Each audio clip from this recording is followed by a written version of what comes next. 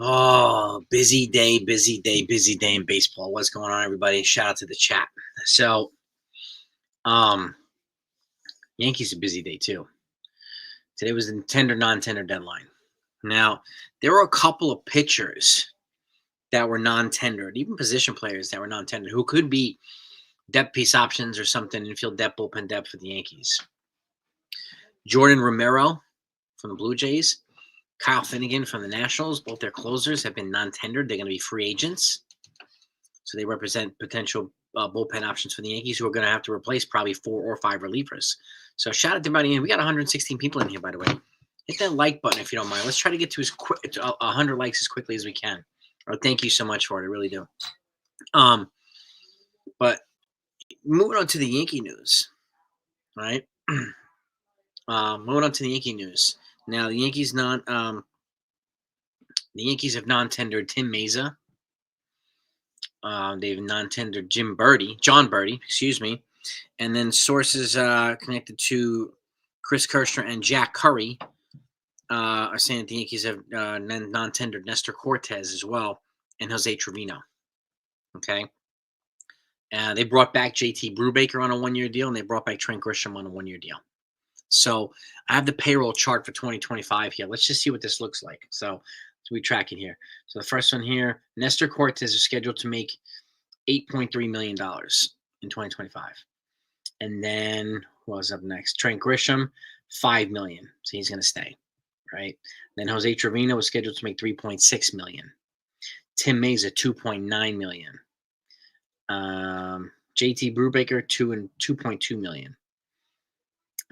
John Birdie, looks like he's on here, but he makes about $2 million or something like that as well.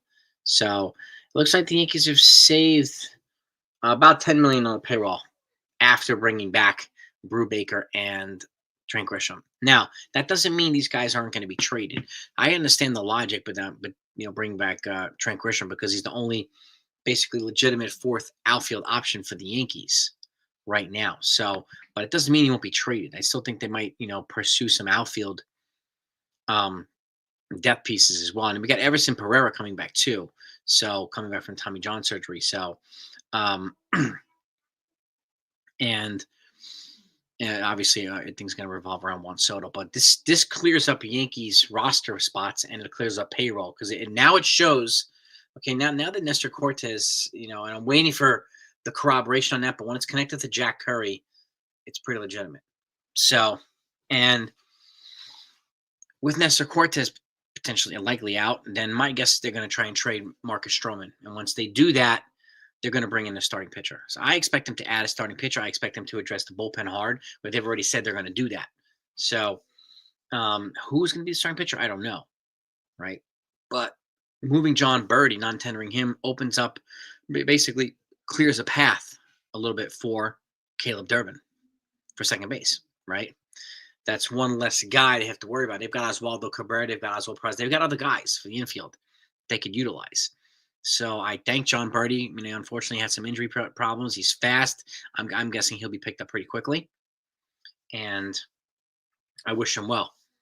And if it's true about Trevino and Cortez, I wish these guys well too. My guess is they were going to try to trade these guys, but the chances of that's not guaranteed. If you non-tender them when they're in arbitration, it's guaranteed that you can move on and not have to pay them. If you do tender them a contract and then you try to trade them and nobody wants them, then you're stuck with the contract. And I know they want to clear up as many spots of payroll as they possibly can for a pursuit of Juan Soto. But House Thurman also told Juan Soto that they plan on adding pieces to Juan Soto, making it a better team, which is something I've said for the weeks now. That has to be the selling point, right? Yo, NFE. We're hearing, some light reporting that Walker Buehler and the Yankees are interested, have mutual interest. This is going to happen a lot right now. We're 2 weeks away from the winter meetings. I've got Hector joining me. He's going to be also live. Him and I are going to be live every day during the winter meetings. So, and he will be at the winter meetings. So, sources according to Jack Curry, Tyler Cortez and Trevino. That's where I'm waiting for the confirmation, but that's what it's connected to. Jack. The reporting's connected to Jack Curry and Chris Kirshner of the Athletic. So, those are the guys whose names are on this reporting right now. So we'll see. Buckeye, thank you so much for the super chat, my friend. I appreciate you. See the host and you all exactly. And obviously, I mean, their roster now is, what is it now, 32, something like that, 33. So they're going to be busy this offseason. They're really, really busy. By the way, smack the like button. We got 71 likes. We have 225 people in here. Let's try to get to 200 likes, gang. Hit that thumbs up if you don't mind right now. I thank you so much. It's Cashman's going to be busy. Hal's going to be busy too. So, and again, like some of the other position players, and I'll go over this. Here's some reporting over it. Here's some of the notable non-tender moves here. So, the Chicago Cubs have non-tendered Albert Ozole, Brendan Davis, Nick Madrigal, Mike Tauchman, Trey Wingardner, and Patrick Wisdom. Some people have mentioned him as an infielder to look at. The Colorado Rockies have non-tendered Brendan Rodgers. So they're in the infield, and somebody we've been talking about him. A couple of folks have mentioned Brendan Rodgers as an option here for the Yankees too. So now I don't know if they're going to bring in another infielder because they already have Caleb Durbin that they're going to try to get in here. They have Oswaldo Cabrera, which gives them an opportunity. Maybe they have Oswaldo Peraza that they want to give an opportunity to. So I don't know if they're going to do there. I really don't know there. So 91 likes. All right, keep hitting them thumbs up, gang. Jerks and Profar, my guess, NGL, is if the Yankees don't sign Juan Soto, to me, he's first on the list if they don't sign Juan Soto. I'm going to pass on Santander. I'd rather go for Profar, to me. So, but that's just me, right? Jock Peterson, I think he's going back to the Giants, if I'm not mistaken. I think. But that's it. And who else got non-tendered here? Here's some other notable names. Yeah, the Nationals. They non-tendered Kyle Finnegan and Tanner Rainey. They're free agents. Who else? If you haven't heard, I put out a video earlier. The Royals and Reds trade is now official. Jonathan India is heading from the Reds to the Royals, and Brady Singer is heading from the Royals to the Reds. So the Reds get an arm, the Royals get a bat. So, yeah, Kyle Finnegan Talbot, he's a free agent. He could be an intriguing bullpen option for the Yankees. Michael Tonkin has agreed with the Twins for a one-year deal for $1 million. Mike Yastrzemski's going back to the Giants on a $9.25 million deal of board arbitration. Who else here? Dylan Carlson. He's been non-tendered by the Tampa Bay Rays. Outfielder. But yeah, that's... Who else you got here? Mark Feinsand reported the Cubs non-tenders. If the Yankees are going to go after anybody that's been non-tendered, I think it's probably going to be pitching. So the Rockies, Brendan Rodgers infield and Cal Quantrill pitcher. So the Royals do have two speed threats now. Yeah, it makes it a more dynamic lineup. You really, really do. My guess is they probably will go after Tanner Scott. I mean, they just got rid of another reliever. Yeah, Marcus, I don't know. I mean, Santander had a great year, but this is like an outlier year. It reminds me of Brady Anderson, who had like 20 home runs, 18 home runs. Then he had 51 year, and then he went back down to earth. And I have a feeling Santander is going to be the same thing. And his defense is just mediocre. I would rather go for Profar. Profar's on-base percentages. If you look at the top 10 in on-base percentage, sorry, Soto and Judge are 1 and 2. Profar is like 6 or 7. And he's a free agent. And he'll cost a hell of a lot less than Teoscar Hernandez. He'll cost a hell of a lot less than Anthony Santander. So that's, to me, is if he doesn't come here, Soto, then Profar has got to be a guy to go after. And obviously imagine a bunch of guys. So Andrew Vaughn, I don't know if he's a free agent, Jack. Is he a free agent? Hey, Tiffany, how are you? Well, exactly. You can't replace Soto no matter what you do. You can't recreate him in the aggregate. You just can't. Not for the same impact. Uh-uh. And keep in mind, if you give him let's just say 700 for 14 years, right? Just as an arbitrary number, that's 50 million per. And people are saying they should still spend 700 if he leaves. You're going to be doing 700 in probably 7 or 8 years, which is it's going to be almost 100 million per year to the payroll. It's going to be a completely different matter of spending when we do. So I heard the reporting too that Scott Boras wants a $300+ million for Alex Bregman, which is hard pass. I heard the Giants released their quarterback, Daniel Jones. That's crazy, man. Yeah, Tommy DeVito time. If I'm the Jets, I would pick him up and then we can get rid of Aaron Rodgers. Yeah, the Jets. I think the Jets need to move on.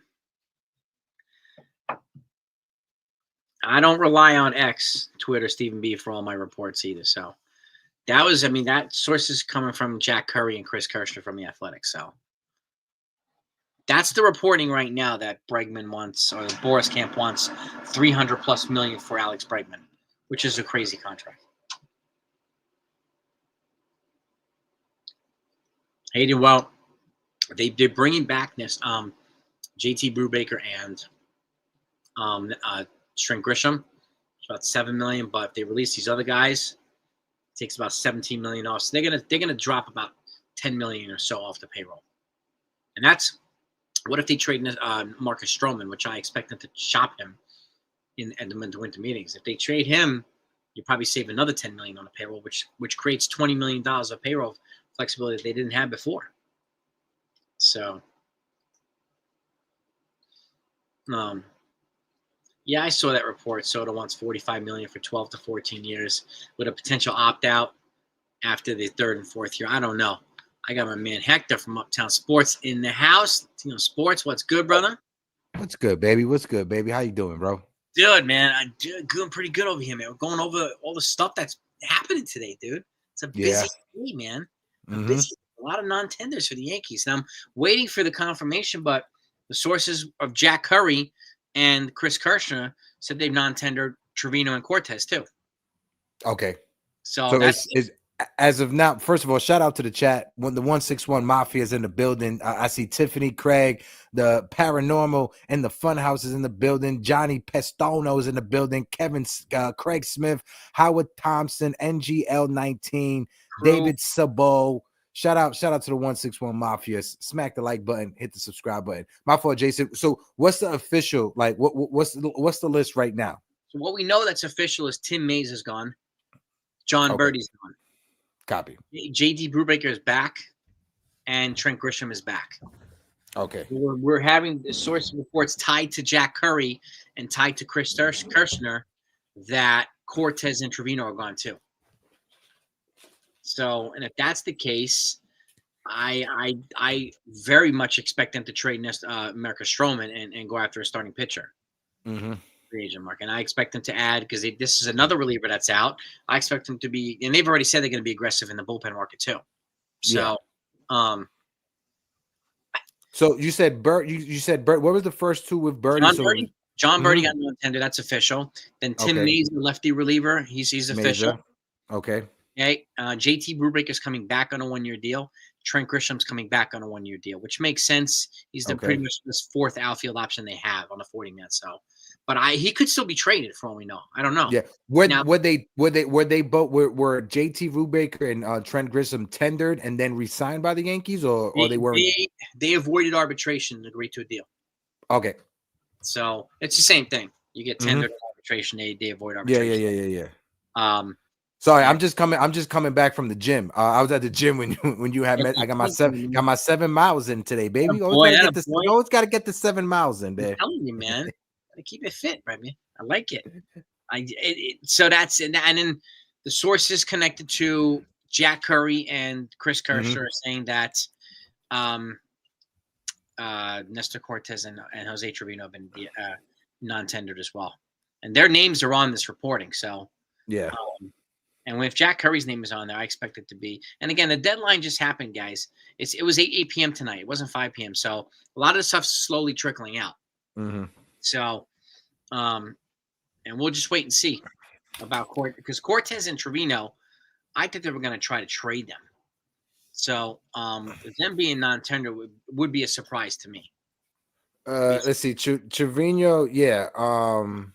They said that he signed a 1-year deal to avoid arbitration for Trevino. I'm not sure if this is. This is from last year. Sorry. This is from last year. I'm still looking here. Looking to see. Yeah, so he was estimated to make 3 point, because I just wanted to get the money, right? So we can see how much money. Okay, so how much money are we saving?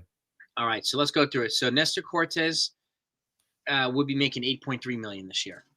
8.3 million. 8.3. And then Trent Grisham, 5 flat. Trent. Jose Trevino, 3.6. 3.6, yep. Tim Meza, 2.9. Meza. JT Brubaker's 2.2 coming back, and it looks like John Birdie is 2 million. John Birdie. So those are the guys there. And John Birdie, you said was 2 mil, right? 2 mil, yeah. Copy. So that's the number. This is the updated 2025 projected payroll for the Yankees. So based on this, they're saving about another 10 million after if Cortez is factored in, if Trevino's factored in. Okay. Right? I'm still waiting for confirmation of that. Yeah. Like according to Jack Curry, they said they were non-tender, but that's what I'm waiting for. So if all those players are non-tendered with all that money and everything like that, that right there is 24 mil that the Yankees potentially could be saving. Mm-hmm. You take that 24 mil of potential savings and you tack that on to the 33 million that Juan Soto was making on the season from last year. That's 57 million right there. No, yeah, look at that. According to the Athletics, this is updated now. Yankees have tender contracts to Clark Schmidt, Cortez, Chisholm, Leiter, Efros, and Trevino. So if that remains, I still expect Cortez and Trevino to be traded. Okay. If this is accurate. I mean, Jack Curry's stuff said differently, but it could have been updated now. Probably now. Yeah, I'm not sure, Cadzilla, how the Yankees can move that. He brings up a great point with the 15 million from Tampa, done playing in George M. Steinbrenner Field. But I'm not sure how the logistics work with that 15 million. Could the Yankees use that for the payroll, or does that go to like the facilities of the of the organization? Like, is that strictly for keeping the uplift for George M. Steinbrenner Field? I'm not sure what. Because it's not like they take the commercials from the Yes Network and use that to pay for the payroll. No, and it could be paying down debt because they're self-financing their own stadium. Who knows? Yeah. Who knows? But I don't know. But it's a good gesture to host the Rays for the year. Good for them. Mm-hmm. And, they'll get a decent amount of revenue. The Rays are going to average more freaking fans at George Steinbrenner Field than they will in their own stadium. So easy. Yeah. But that's it. It's the revenue expected to be generated is 15. Like it wasn't a flat fee that they charged the Rays. This is the revenue that's expected to be generated from this. Mm-hmm. So somebody in the chat said read the Athletic. So I'm gonna look up the Athletic right now. Yeah, I don't think it's directly for the payroll either. Yeah. Is there a kid from Oklahoma? Oklahoma where, Craig?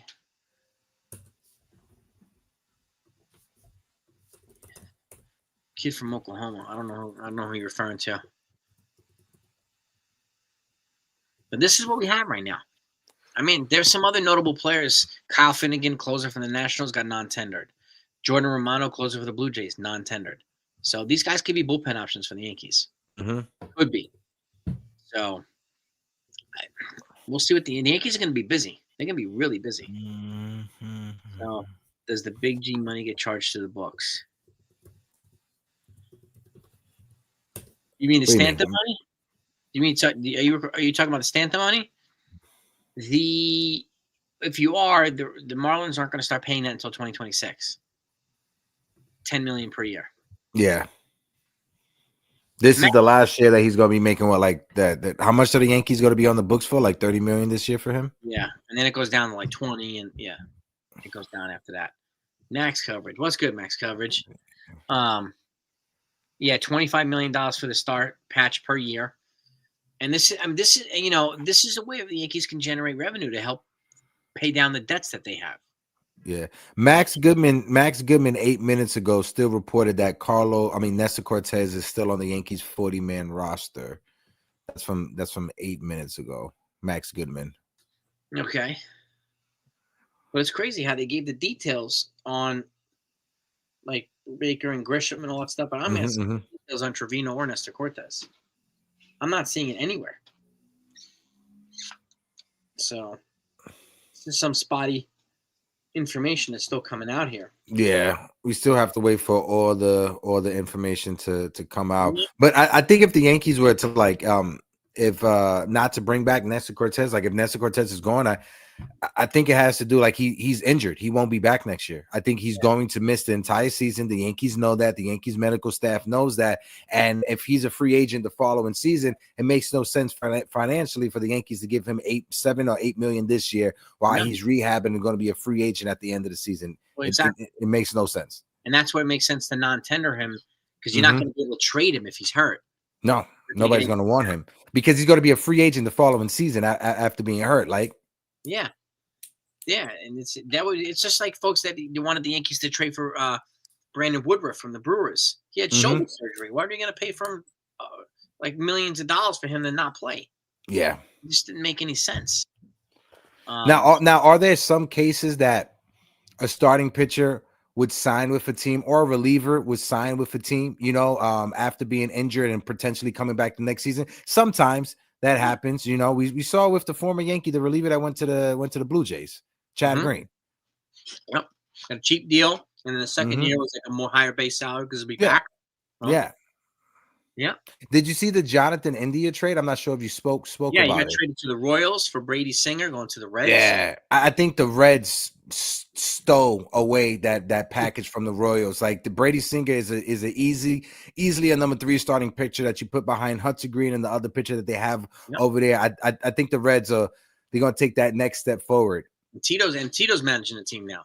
So, I know. I was surprised that they went with Tito Francona. God bless him, fighting cancer. Getting healthy and stuff like that. I'm gonna keep on saying this. That Cincinnati Red job, whether it's 3 years from now, 4 years from now, Aaron Boone will be managing the Cincinnati Reds at some point in his career. At some point in his career as a manager. Yep, I agree. All right, this is right from the New York Yankees. The Yankees non-tendered on John Birdie and Tim Meza. The Yankees have agreed to terms on 1-year contracts with JT Brubaker and Trent Grisham, avoiding arbitration. They didn't mention anybody else. No. I haven't mentioned anybody else. I'm getting notifications also now. Yeah. This is right from the Yankees. It was a good trade for both teams. The Royals needed a dynamic bat, and it gives them a speedy, dynamic player to put up with Bobby Witt Jr., and it gives the Reds another arm. So to add to that rotation. So I think both teams are going to add some players. I think both teams are going to add some players one way or the other. Yeah. This is going to be interesting. And Boone to the Reds. Wait, what, John? Who to the Reds? No, John. No. I'm just saying. I've said in the future. I think he was from when I said in the future. At some point, Aaron Boone will be managing the Reds. It could be. Yeah. Yeah. Oh, yeah. Brubaker's back. CeeLo. Brubaker's back on a 1-year deal with the Yankees. Looks like he's going to be part of the 40-man. He's probably getting part of the bullpen, I'm guessing, or rotation depth. Or maybe he'll be the next Michael King for the Yankees. Yeah. I don't know. It's the Yankees is interesting to see what happens with their young arms that they do have. Like what's gonna happen with Will Warren, right? What's gonna happen with some of the other pitchers that we haven't seen in the minor leagues that are projected to be in 2025, right? To make their major league debut in 2025. So it's interesting to see what's gonna happen with Spencer Jones. Right. I know he started the season slow. He was injured. A lot of people forget that he was injured in spring training. He was killing it. He was looking like the natural in spring training, but then he got injured. He had that slow comeback. At one point during during the minor league season, he was striking out at a 40% clip. That's horrible. But towards the end of the season, he cleaned it up. And again, Baseball America, I don't know what it is. They just love Spencer Jones. I joked about it that I'm not sure if I think somebody at Baseball referenced Baseball America. I mean, they have the Spencer Jones rookie 1-of-1 card, and they keep hyping this man up. So hopefully we see Spencer Jones. Yeah, I mean, and like I said, I mean, it would be wise to make him an option for first base, right? As a way of, like, if they, I mean, I have a feeling the Yankees are gonna potentially trade for Clay Bellinger for first base. I don't Cody? know, something. Cody Bellinger. You always call him Clay. Yeah. You're just so used to his father. Yeah. I have a feeling that they might do this, right? But the only way I could see it is if they take back Marcus Stroman. Like, if you're going to bring back a salary like that or a salary like Blake Snell, Marcus Stroman's got to be traded. You either got to take back Marcus Stroman or DJ LeMahieu. You got to take back one of them. You got to, and if you take back DJ LeMahieu, you could do the DJ LeMahieu retirement tour with the Chicago Cubs, because he started his career with the Cubs. Send DJ over as well. Any way that we could get DJ LeMahieu off this roster, we definitely got to do. And again, no shade towards DJ. You know how I feel. Shout out to DJ. He was amazing with the Yankees when he first came over. He won a batting title. He was phenomenal. Besides Aaron Judge, he was the most reliable hitter we had in the lineup. But then injuries happen. He had hip surgery, and you know what happens in baseball when baseball players get hip surgery? Their career just downfalls. Yep. And bad foot. You got foot injuries, and dude can't run. So he doesn't really have much left to offer. Yeah. So, unfortunately, and he's a 10-5 guy, so you'd have to waive his no trade clause just to be traded somewhere. What's your thoughts on both Murakami and Roki Sasaki? Because with Roki being posted after January 15th, right? That allows teams to use more international signing money, so they can use all of it, $7 million, $8 million, however much they have. What's your thoughts about both Roki and Murakami? I know it hasn't been announced that Murakami's coming over. I know a lot of people expected, but what's your thoughts on that, Jay?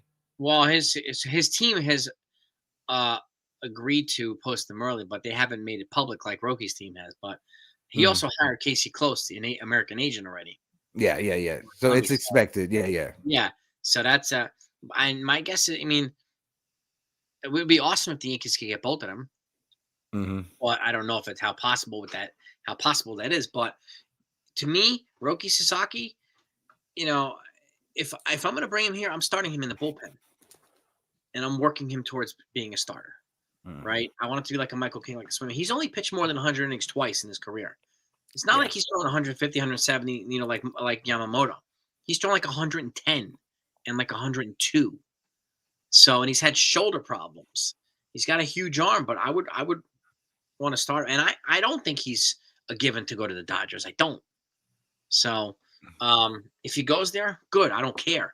But Murakami, he gives us a young option of first base. I mean, and again, he's a power guy. He's got a good eye with his bat, and he's 24 years old. So, and you can get him on the cheap for 6 years, just like Roki. And like I said to you guys, I mean, if it doesn't pan out, you could just move on from them. You're not paying $200 million for them. You're getting them pre-arb. So, like, that's league minimum. So that makes it more justifiable. But I would not complain if they got either one of them or both of them. I wouldn't complain at all. For me as a Yankee fan, and maybe you can help me out with this, and folks in the chat as well. Let's get your thoughts, and shout out for the super chats. Go ahead, read the super chat first before I go. Go ahead, bro. We should now wait on Soto, but show Soto that we mean business by going after good. Oh, 100%, Buck. And thank you for the super chat again. Again, Hal made this clear this week too, and that's been recorded too, that he told Soto that he was going to make the necessary improvements to add to him. Yeah, that's part of the deal too. He doesn't only want Soto; he wants Soto and more. And I've said this repeatedly: like, the selling pitch has got to be like, you're going to come back to a better team next year than you did this. It has to be that way, right? So, and they're not tendering players; they're kind of slowly making the moves. And if they trade Marcus Stroman in the winter meetings, you could see them putting the pieces together here. Yeah. I think they're going to be busier in the trade market than the free agent market. But Yeah, I see two people in the chat I want to shout out. Shout out my guy TC Stills in the building. Fields, My brother, I miss my guy yeah, TC Stills. TC, I love you, baby. Also, shout out to 19 Con Man in the building. My guy 19 Con Man. But no, when it comes to Murakami, and it's a great way to piggyback off of the super chat with Juan Soto. When it comes to Murakami, as a Yankee fan, right?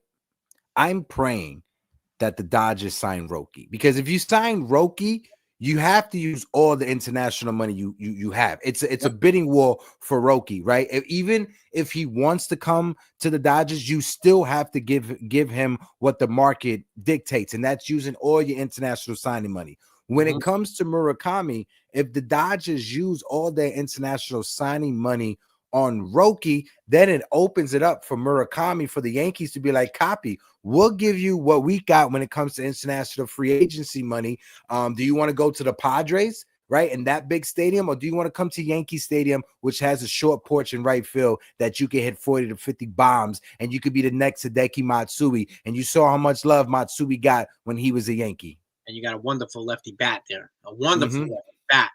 Wonderful, who's versatile too. Like Dexter Henry said when we was on with him, he's versatile. He could play both first and third base. I get it. He's not Brooks Robinson at third base, but he's still versatile enough that he could bounce back and forth like Miguel Cabrera did when he was younger, but before he was forced to be a primary first baseman as he got late in his career. And he hits a lot of home runs to the opposite field too. So he's got a good eye with the bat. So, I mean, I would not complain at all if they got Murakami at all. And Murakami could be just like Juan Soto. You see how Juan Soto abuses the left center field gap in Yankee Stadium? Murakami can do the same thing. Now, that's another bat. That's one. You're getting younger at first base, because the Yankees, when you look at their depth as an organization, right, every level, the Yankees, they don't got no one coming up that's a first baseman. Ain't nobody coming up, no top prospects that's a first baseman. You get Murakami, instantly he is your number one first base prospect, 24 going on 25. You could build with him towards the future, right next to Juan Soto. Yep. And you're right. I mean, they have one infielder, but it's TJ Rumfield. But he did not get protected from the Rule 5 draft. He's going to be exposed. Now, the Rule 5 draft is December 11th, so I would expect the Yankees to try to trade one or two of these guys that aren't protected, to try to get something back, add them to a trade to try to bring in a piece back.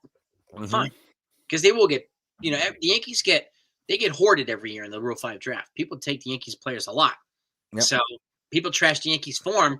But why are you taking so many players from their farm if you trash the farm, right? So they do have a good farm. And shout out my guy NFE. That's a fact, baby. Drinking my water all day, every day. Yep. Jason's drinking a spicy drink over there. It's a legal spicy drink. It's all water. All water. I'm in the gym early tomorrow morning. I gotta stay hydrated and ready to go. We got 300 plus people in here right now.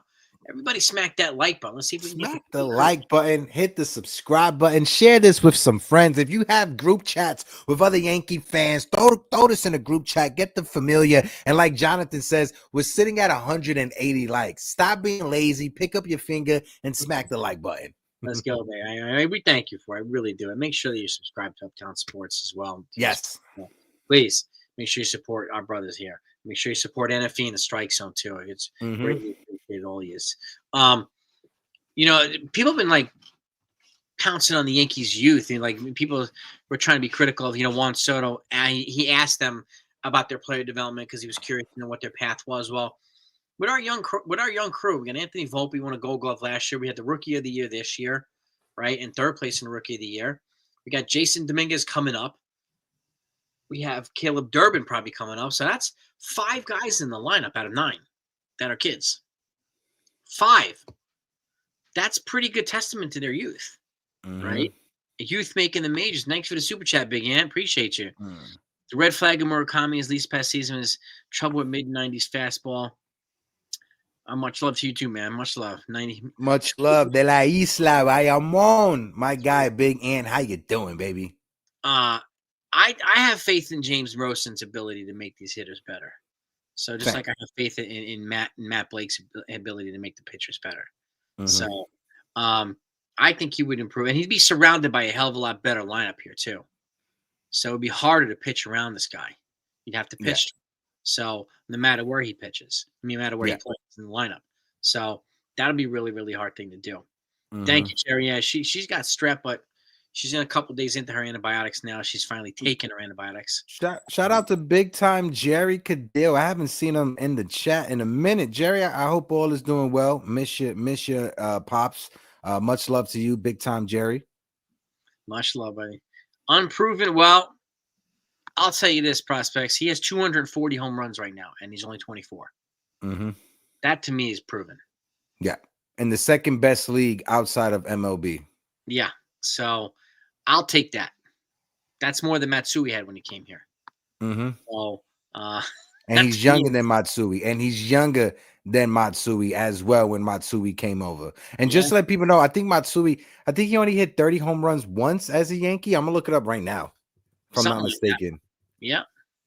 And Murakami, on a bad year, he hits like 35.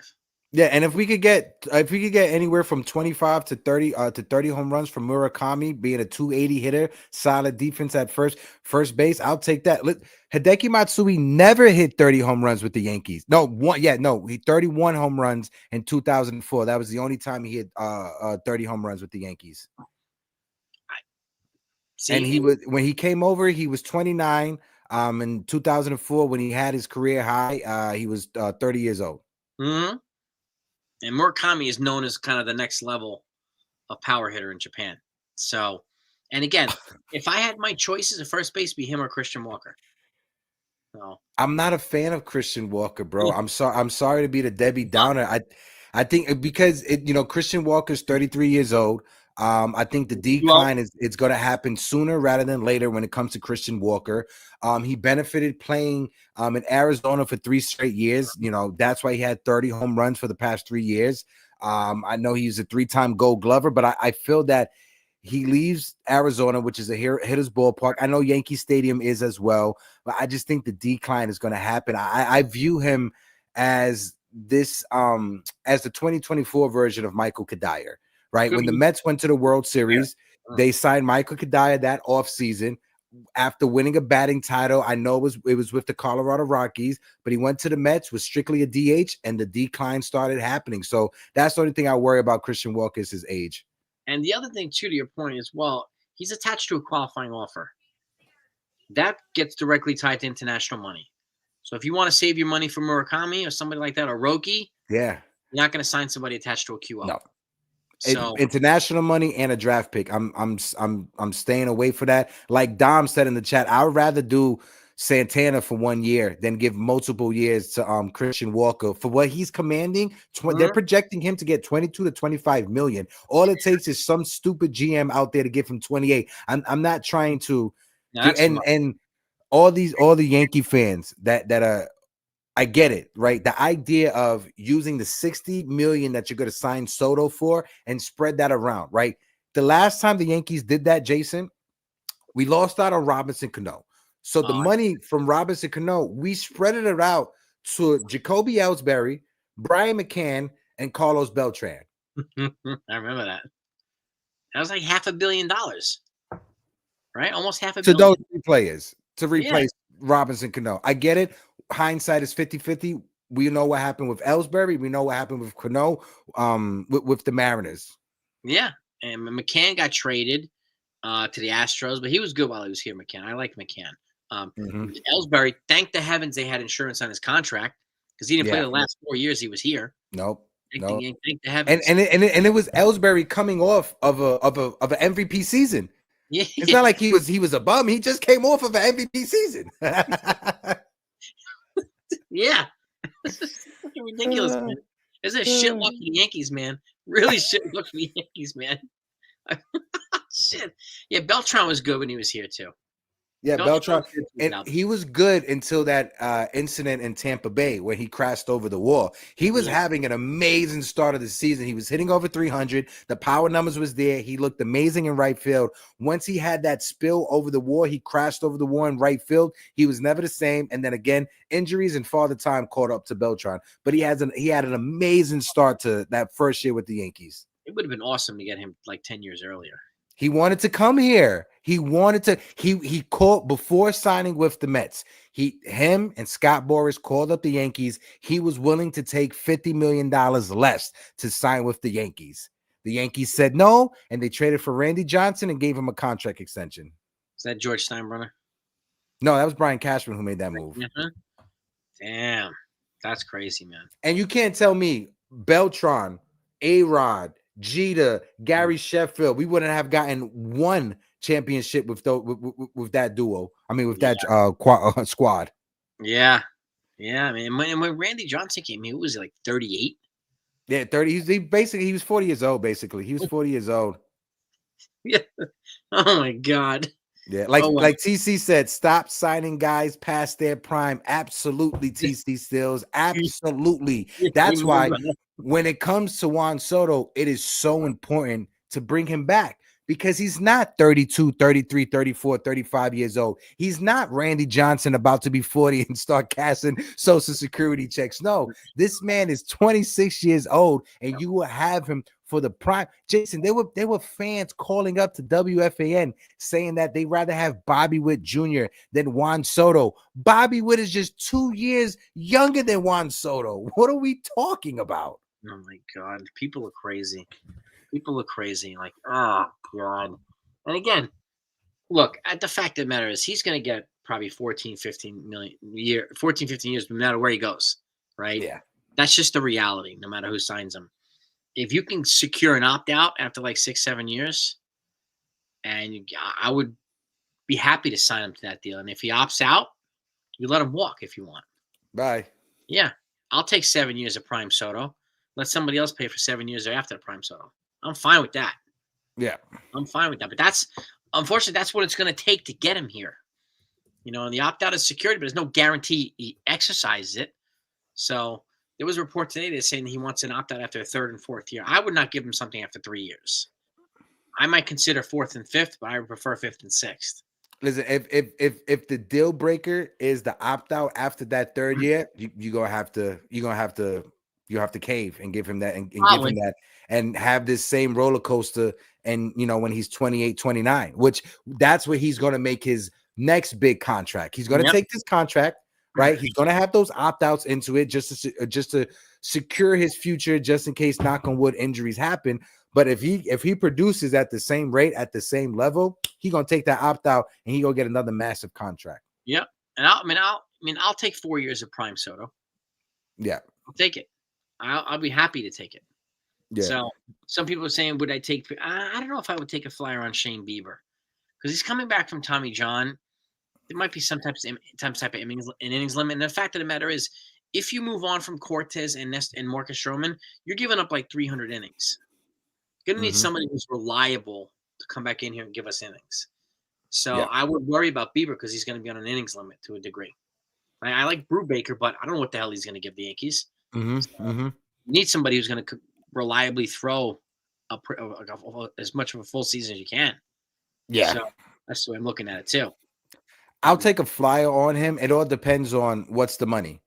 What are you commanding? Because if you want 20 million, I'm not giving Shane Bieber 20 million. But if Shane Bieber wants 14, 15 million, maybe 10 million, 12 million, if it's around that price range, maybe, right? But I agree with you. If we're giving up Marcus Stroman and Nestor Cortez, especially Nestor Cortez, who made the most starts as a Yankees starter last year, over 30 starts, or he was just at 30 starts on the season, you're going to have to get some innings back to replace him. I kind of see Shane Bieber replacing Marcus Stroman because Marcus Stroman was solid with us, but then the last 2 months didn't pitch for us. So that's kind of like what you would get from Shane Bieber. He would be good for the start of the season, and maybe towards the end of the season, he will be treated like Marcus Stroman was this past year. So I know it's you have to replace innings, right? And we need reliable innings. And Nestor Cortez did all this stuff on the cheap. So, and he was the cheapest guy in the rotation. I think that's what he gave us. Well, him and Clark Schmidt. So that's value, which is, and I still haven't seen, like, we got initial reporting that they were non-tendered. Now we're getting somebody saying that they were tendered. I'm still not seeing it from the Yankees. Yeah, I'm still waiting. I'm on Twitter right now. I haven't seen anything like official from like the Yankees PR department. I've seen everybody else though. I haven't seen Cortez and Trevino. Mm-hmm. So I don't know what's going on here. I'm looking on the Yankees website. Positive spin of the Yankees tendering. Now this one's saying they tendered Trevino, but it's not saying they tendered Cortez. Yeah, I'm looking right now. The information is just kind of mixed everywhere. But that was the reporting that we got earlier that he was not. It was breaking news, and I'll even show you. I don't know if you guys can see this, but check this out here. I'll show you breaking. Here we go. Breaking. I'm going to copy this. Oh, wait. Check this out.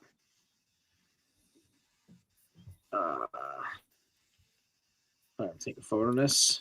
This is the breaking report right here. Okay. Now, again, I don't know if you can see this, but.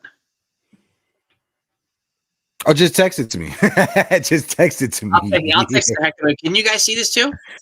Yeah, breaking. The Yankees are non-tendering right-handed pitcher Nestor Cortez, Tim Mazza, Jose Trevino. Sources tell Jack Curry, yes, and Chris Kreisner. Chris Kirshner right there from The Athletic. Kirshner. And this is Jack Curry. So that was the early reporting. That was the one. That was pretty, but I'm still not seeing anything on. I'm still not seeing anything on freaking Nestor Cortez. Yeah. So, yeah, personally, I pass on Trevor Bauer too. I don't think he's going to come back to the majors anyway. I don't. It's this time in the majors. Just to let you know, the league that he pitched in, Robinson Cano hit over 400. Yeah, exactly. And he's 42 years old. So, yeah. like there's video of Trevor Bauer throwing the curveball 10 times in a row because nobody in the league can hit the curveball. As much as I like watching him strike out his chubby Chinese friend on YouTube, but like it's got to be more than more than that, dude, for Trevor Bauer. Yeah. Listen, if he makes it back to the big leagues, I'll be the first one to say, I was wrong. I'll eat crow and I'll say that I'm stupid. One thing I'm gonna say, Trevor Bauer, he has more talent in his pinky when it comes to baseball than I would ever have in my life when it comes to playing the sport of baseball. I understand that. I am a couch potato compared to Trevor Bauer. Yeah. And again, all teams are open to signing him, and not one team has reached out to him. Nope. Not one of 30 teams. That's telling to me. Yeah. Yeah. So, if one thing I'm gonna say, if you're innocent, you don't sign a NDA agreement with MLB to keep quiet so the report doesn't come out. Mm-hmm. That's all I'm gonna say. Let's see. Sean, shout out to Sean Browning. Judge still needs a few more years of prime performance. I think this is related. If Judge was to retire right now, would he be a Hall of Famer? I don't think so. I don't know. I would say maybe because he has the home run record for the American League. Maybe, but I'm not sure. Yeah, reporters go off of recency bias, just like fans go off of recency bias. So Look, if you can get Garrett Crochet, that would be a pretty huge get. If you're gonna have to give up you're gonna have to give to get. DeMarsh is gone, Spencer Jones is gone, Henry Lalane is gone. Top prospects out the door. That's what's good. That's gonna be the price, unfortunately. One prospect that I've heard from people that the Yankees are not looking to include in a trade whatsoever. It's not Spencer Jones. It's not Jason Dominguez. It's George Lombard Jr. The Yankees value George Lombard Jr. At one, they moved him to third base. He's their future third baseman. Second, the Yankees value George Lombard Jr. as their number one prospect in their system. Mm-hmm. That's the golden boy in the system. That's and he's legit. He's legit. Mm-hmm. You've got Roderick Arias too. Yeah. Roderick Arias is good. The Yankees got some good prospects coming up. It's just, will they get a shot, right? Just like TC said, look at Peraza. Peraza never got a shot. Yeah. Peraza has the talent to be on a major league roster, contributing. Not the top 15 teams, but definitely the bottom 15 teams. My fault, Jason. who? No, I was just gonna say, who are they talking about right now for the infield? Caleb Durbin. They're not Yeah. talking about Raza. Caleb Durbin, Caleb Durbin, Caleb Durbin. He's gonna get a Mm-hmm. shot. Yes, he's a stolen base machine. He's fast. He doesn't swing and miss a lot of pitches. I get it. I understand that he's an appealing, but it's Peraza. I feel like I would have traded him to give him a fair shot somewhere. Mm-hmm. Let somebody give him a fair shot. Let him play because he's not going to play regularly here, unfortunately. Right? And which sucks to say because I like him. But where the hell is Mm-hmm. he going to play? Where's he going to Yeah. play? You got Jazz Yeah. at third and Durbin at second. You want to put him at first? I mean, put him at first base. Yeah. And this is the year that Jason Dominguez has to play over 100 games at the Yeah. major league level. He has to. If Jason Dominguez doesn't play more than 100 games this year at the major league level, that kid is going to be a bust. I hate to say it, but we going on what, 5-6 years? He's his sixth year. This is going to be his sixth year in the system. Sixth. 6 years. Spencer Jones has only been in here for 2 years. 2. So, and he's going into his third year. We need Jason. Yeah, this is Jason Dominguez's shot now. Yeah. Otherwise, they're going to think he's like a Greg Bird or a Kevin Or Clint Frazier. Yeah, Clint Frazier. Like tons of talent, but can't stay healthy. It's just like, and that's unfortunate. And I hope he stays healthy and I hope he produces. Yeah, same. He's got a good eye. He's got good plate discipline. It's a switch hitter. He comes from a great family. He does come from a real good home. Jason Dominguez, good kid. He's a great kid. And and he's 21 also. He's young, man. Yeah. But again, like this is 6 year going into 6 year in the system. So, and that's just he's gonna and this is the other thing too. I'll say this too. Like so many the same fans that hyped this guy up as the next Mickey Mantle, there's gonna be the same people that are gonna call him a bust. No, and that's what I meant to say, Jose Medina. I'm not saying that he's not going to be a major league player. I'm saying if this is his 6th year and he doesn't play over 100 games, I don't think Jason Dominguez will get to that superstar level that a lot of people thought he was going to be. We have people saying that he's the next Mike Trout.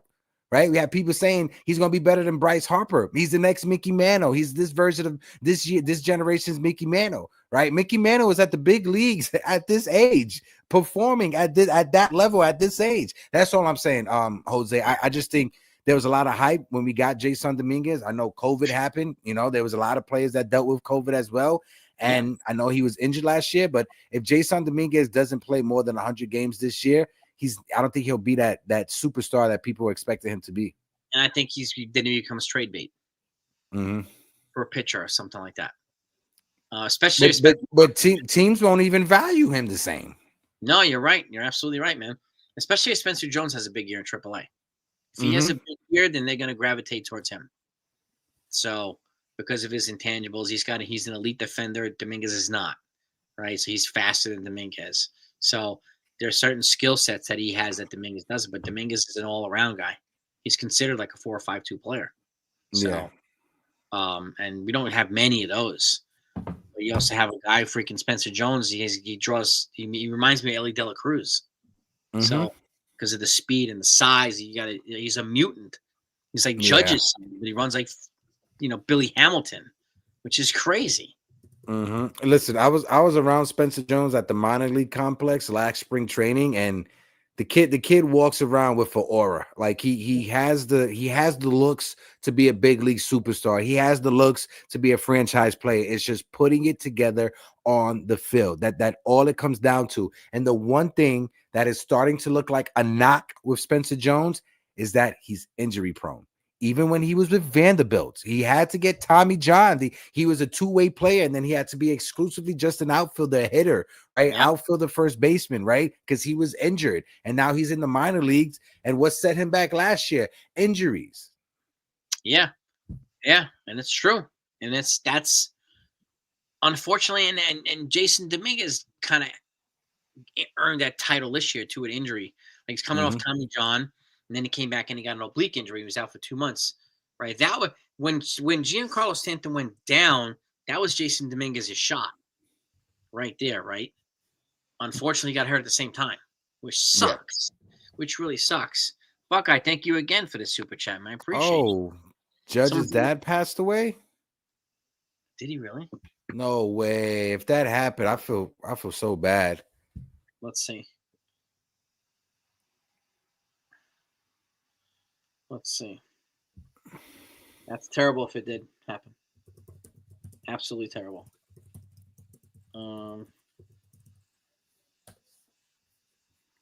If this is true, my deepest sympathies and condolences to the Judge family. Yeah. Like, I'm not seeing anything yet.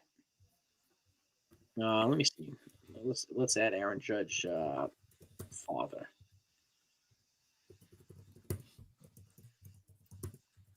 Wayne And Judge. just Go ahead. No, that's his biological father, not his adopted father. I'm not seeing anything yet. Yeah, no, I don't see anything yet. But to that other question, I was in the chat. Jason Dominguez, the Yankees signed him in 2019. So he's been with the Yankees organization since January of 2019. This is his sixth year. So he's got to take that step now. He's got to take that. And it's different. Like, you get these international players, and he brought them from the Dominican Republic. They're coming younger. Mm-hmm. And, Spencer Jones kind of took the Aaron Judge path. Played college for 3 years. Yeah. And he got drafted at 22. Now he's 24. So, yeah, he's a couple years older. I get it. But and Aaron Judge had the same strikeout problem in college and when he first started in the majors that Spencer Jones had. And then he righted it. He made adjustments with his coaches. He made adjustments and he fixed it towards the end of the season. Mm-hmm. So I'm confident that Spencer Jones can do the same thing. So, and last I heard, he was working with Judge's hitting coach. And so is Caleb Durbin now. Durbin is working with Judge's hitting coach too, which is kind of a cool sign as well. So he came 40% of the time, but not now. I feel like that wasn't early in the season. He made some adjustments to his stance, his hand posture, his grip, and then he cut down significantly on that. So that was a period of time. But and Aaron Judge was like at 40-something percent. So even when he hit in his rookie season, when he hit 52 home runs, he struck out over 200 times. Yeah, that's a lot of strikeouts. That's a heck of a lot of strikeouts. So you're on a Facebook page, Judge fan page. So it's on a Judge fan page on Facebook. Okay. Well, true again, my deepest sympathies. If it's true, see deepest sympathies, thoughts, and prayers to Aaron Judge and his family at this time. I haven't seen anything officially come out, David, but if you do get anything official, David, let us know where we could check it. Drop it in the chat, folks. In the chat, if you see anything official, you can let me know as well. Yeah, we'll jump on it right now. Like we'll look at it. Yeah, Bellinger. I'm hearing this. Yeah, apparently the Yankees are the favorite to acquire Cody Bellinger. So I gotta get his name right. I gotta say Cody. I can't keep saying Clyde.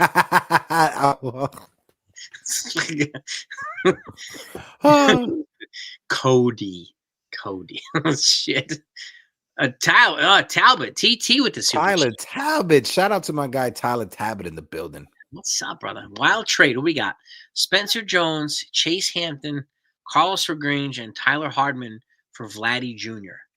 I don't know if that's too much for 1 year of Vladdy Jr. to me. He only has 1 year left. Yeah, I don't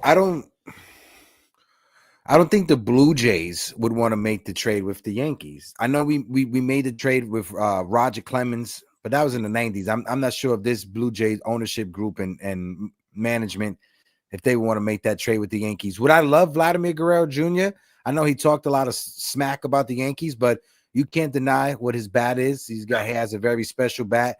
And if you pair him with Juan Soto along with Aaron Judge, that's a three-punch monster, three-headed monster. Not that many pitchers would want to navigate through. Now we got some news here. Yankees just signed Pablo Reyes to a minor league deal. Who the fuck is Pablo Reyes? Let's see. Pablo Reyes. That's a name if I remember it. Hold on. Pablo Reyes. Yeah, Pablo Reyes is a utility man. He played for the New York Mets at one point. That's how I know the Really? name. He's 31 years old, 248 career hitter, Yeah. 8 homers, 50. I mean, it's not he doesn't play much. Yeah, he's just a utility. He's just a utility guy. Bats right, throws right, third base, second base, outfield. So he's a useful utility man. Yeah, and they signed him to a minor league deal, so that way he's not on a 40 man. So the Mhm. Yankees, I mean, I don't think the Yankees roster is now down to like 32 or 33. So they're gonna make a lot of moves in the next couple And of weeks. Like, like Doc said, I don't think the Blue Jays are going to be trading Vladimir Guerrero Jr. One, they can't. No one is taking their money. No one wants to go sign in Canada to go play for the Blue Jays. So if you have a superstar like Vladimir Guerrero Jr., you have to overpay to keep Vladdy in Canada. yeah, which is why I don't see them signing Juan Soto. I know they were They're just conceding in the They're just in the conversation to up the asking price. up the price. So I don't see the Red Sox are going to sign him either. I think they're in there to add the price up too.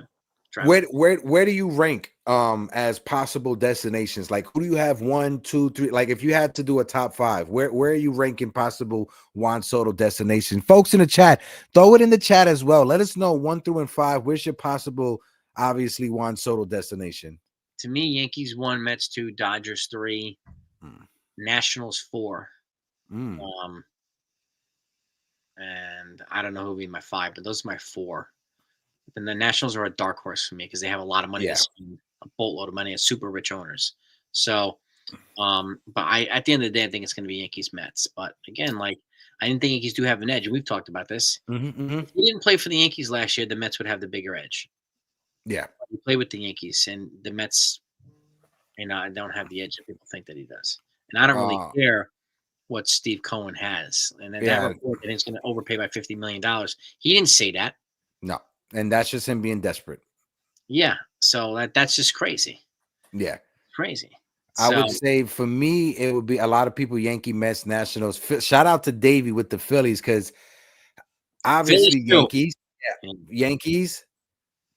I have the Phillies, then the Mets. I have the Yankees, the Phillies, the Mets, the Dodgers, and then the Blue Jays. That's how I have them, the 1 through 5. And with the Phillies is interesting because the Phillies, they have the money. We know that ownership group, they're willing to spend big time money on whatever superstar they want. That's one.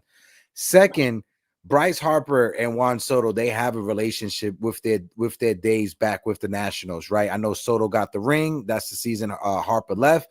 But if I was someone who's gonna put money down, it'll be the Yankees, the Phillies, then the Mets. And if the Phillies pull it off, and you got Harper, Juan Soto, if I'm the Phillies, I'm fucking calling up the Angels and I'm trying to get Mike Trout.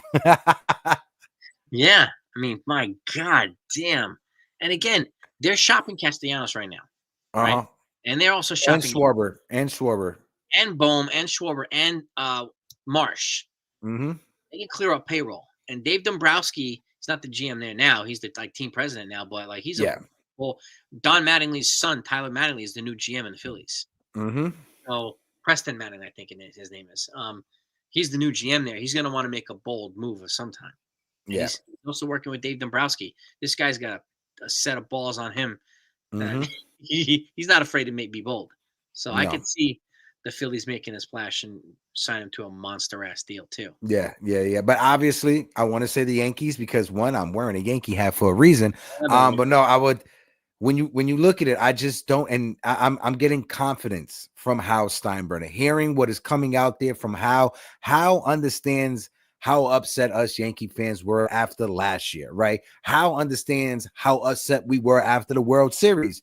So he knows that his legacy as the owner of New York Yankees is on the line. Brian Cashman's legacy as being the general manager, the president, whatever title you want to give him, whatever legacy Brian Cashman has, it is on the line. They understand that, and they know that George Steinbrenner would have blew up Yankee Stadium before letting any of his superstars sign with the New York Mets. And keep in mind too, folks, Hal Steinbrenner never speaks. Ever. When he does, he means business. When he opens his mouth, he means business.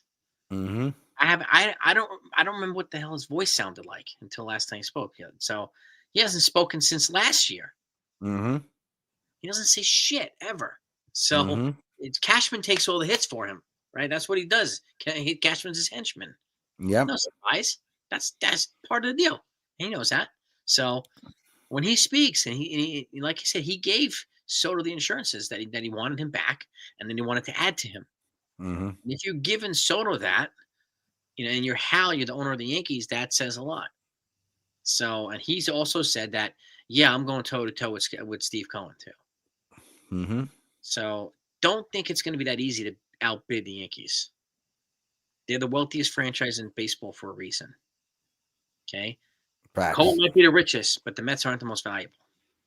Facts. That's the bottom line. Shout out my guy Jacob Petruzzi in the building. And also Jonathan said we had 253 likes. Smack the like button. Jason, go ahead. Jacob got that question for you. Go ahead, bro. Let me put him. Let's put Jacob up on here. What we got here? This one? I'm not surprised. I mean, I like his speed, but they added a utility infield the other day too to the roster. So and with speed and controllable years. Birdie had one more year left in arbitration before he was a free agent. So, I'm not surprised, Birdie. So, I liked him, but he also was hurt half the year. Yeah. Well, and you have Oswaldo Cabrera. You have these other guys here that are going to be here. And I just think it clears the path a little bit easier for Caleb Durbin. Yeah. So, I'll miss Jeremy Birdie. I liked him. But, thank you for what you did here. And I wish you well. I wish you well in your next team. I really do. I think it sucks because you brought up his injuries, right? And not seeing him for more than half of the season, it's kind of unfair to just put this judgment on him. One and done, he's gone.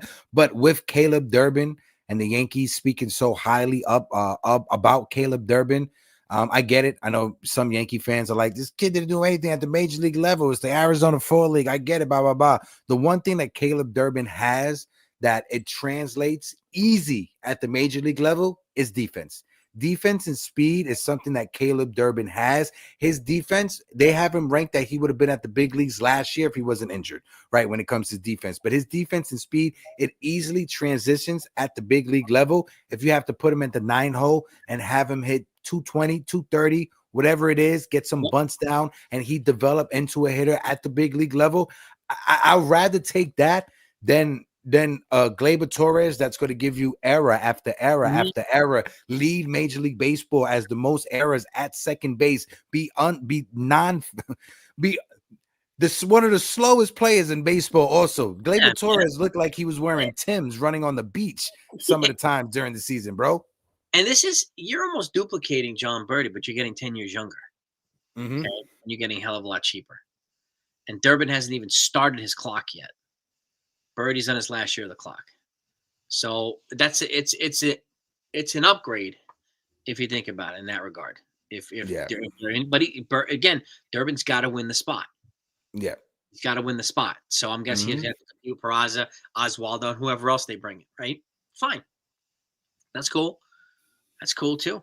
But he's one of these guys that I think they're going to get a shot. And again, it's going to add to that young nucleus. And every time a player gets promoted to the major leagues, the farm takes a hit in rankings. That's just the way that it works. Facts. You get promoted to the majors, your farm goes down. So the Yankees, they can go from 5th to 27th by promoting 2 guys. It's just the way that it works. Yeah. So, it's not like they're not the Orioles. And Orioles have 3,000 players in the farm that are all high, but that's the benefit of sucking for 10 years too. You got all these high draft picks. When's the last time the Yankees drafted in the top 3? Oh God, Derek Jeter. That's literally the last time. It's 30 years ago. 30 years ago. That's just shows that they've been good for 30 years. That's a good thing. Right? And when you're a team that spends like the Yankees spend, say for instance, next, knock on wood, the Yankees have a horrible season. Worst record in baseball, they get the first pick. The Yankees are in that luxury tax threshold. They can have the worst record in baseball. They will move down a few extra spots because of the luxury tax. Like that, again, another collective bargaining is coming up, and that's something that is going to be addressed, in the future. But as of now, it's hard for the Yankees to be competitive and try to pick high in the draft. It's not going to happen, especially with the luxury tax penalties. And honestly, I would take, if I could make one rule change, I would not penalize people who are at the high spending threshold in the draft. I would penalize teams that don't spend enough money in the draft. Agree. That's what I Agreed. would do. Don't punish Move the them people down. that are investing in their product. Punish the teams that are not investing in their product. Why should the Yankees have to give $150 million a year in revenue sharing for these teams to pocket this shit? Yeah. Why? And the No, Yankees Davey, still right? David, yeah, Brian Taylor was number one. I would say the closest we had to number one was Derek Jeter. I know he was drafted 6th, and Brian Taylor with that freak injury. Go ahead, my fault, Yeah, he Jason. was drafted like a decade before Jeter too. No, no, no. Yeah, He was drafted in 90. He was drafted in 91. He 90? was drafted in 90. 90. Yeah, he was drafted in 91. He was the number one draft pick in that draft. He was supposed to be the new Doc Gooden for the New Yep. York Yankees, but got into that fight, was never the same. Yep. He was defending his brother in a bar fight. And he tore his labrum, he tore his whole shoulder. Yeah, that's it. It was done. Tore his whole Never was the same. He was supposed to be the next, Doc Gooden, the next Randy Johnson. He was the best pitcher of a generation, they said. Right. And unfortunately, it didn't pan out. Yeah. So, but thoughts on, so like Jacob, I mean, so Kyle Finnegan, the closer for the Nationals, got non-tendered. Jordan Romano, the closer from the Blue Jays, got non-tendered. They could be depth pieces for the bullpen for the Yankees.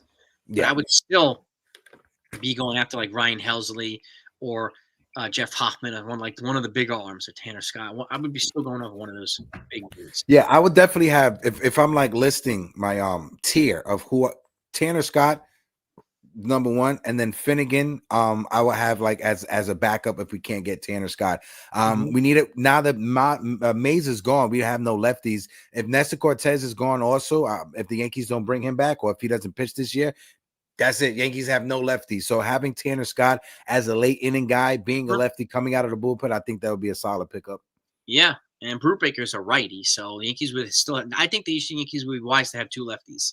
I know they're working on bringing Tim Hill back. That would be great, but he's also like 35.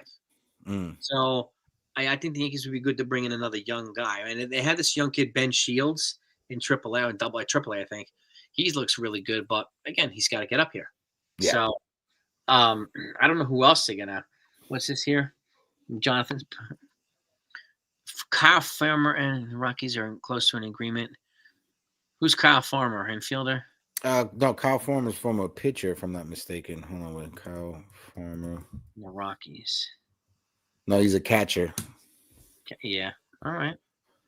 Who's you mean Christian Pache? You talking about Christian Pache, Jacob? Christian Pache? He was with the Phillies, but then did he get traded? Are you talking about Christian Pache? He was a part of the Ocean trade to the Braves. Yeah. He was, traded to the Athletics, top prospect who never lived up to the hype. Yeah. Yeah. There was Colin Pache from Tampa. Lefty from Tampa. He got non-tendered by Tampa today. They also non-tendered outfielder Dylan Carlson. Yeah. So that's another maybe an outfield depth piece for the Yankees. I don't know. I'm not sure. Well, let me look up Colin Pache here. I don't know the hell. Colin Pache stats. He's a 30-year-old left-handed pitcher. 1-2, 386, 37 innings pitched, 33 Ks. A 3.60 career ERA. He averages a little bit more than a strikeout an inning, so he could be. If you could give him an opportunity to come here. If he pitched for the Tampa Bay Rays, he's used to the AL East. You can never have enough pitching, right? No, and a lefty reliever. The Yankees could use another lefty reliever. So if you can get one, yeah.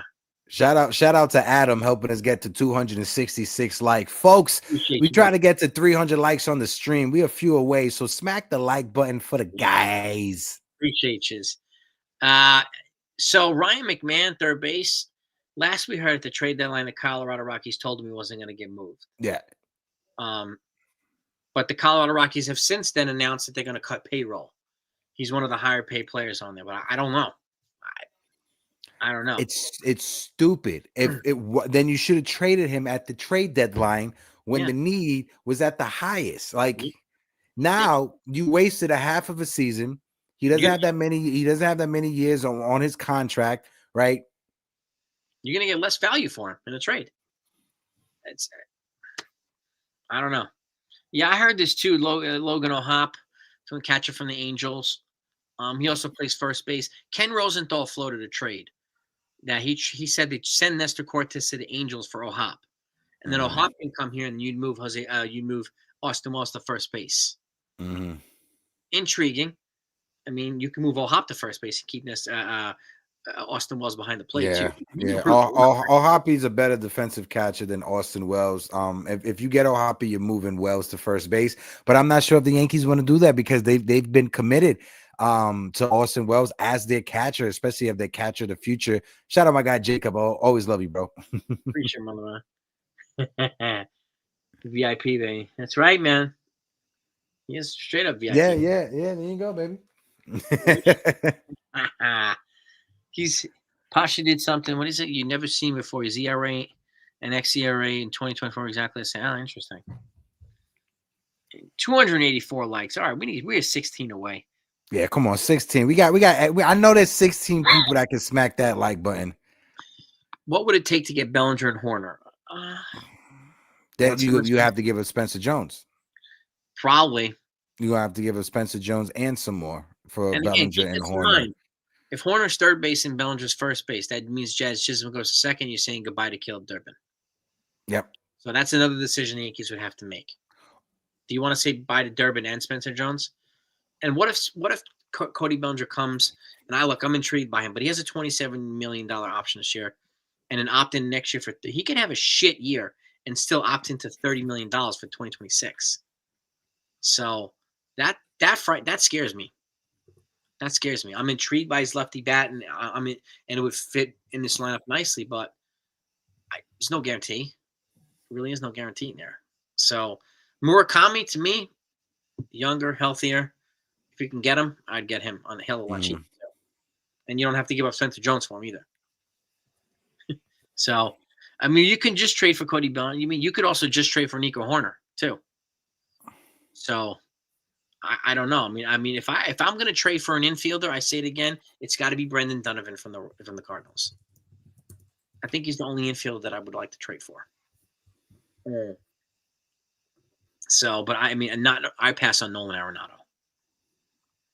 I pass on that.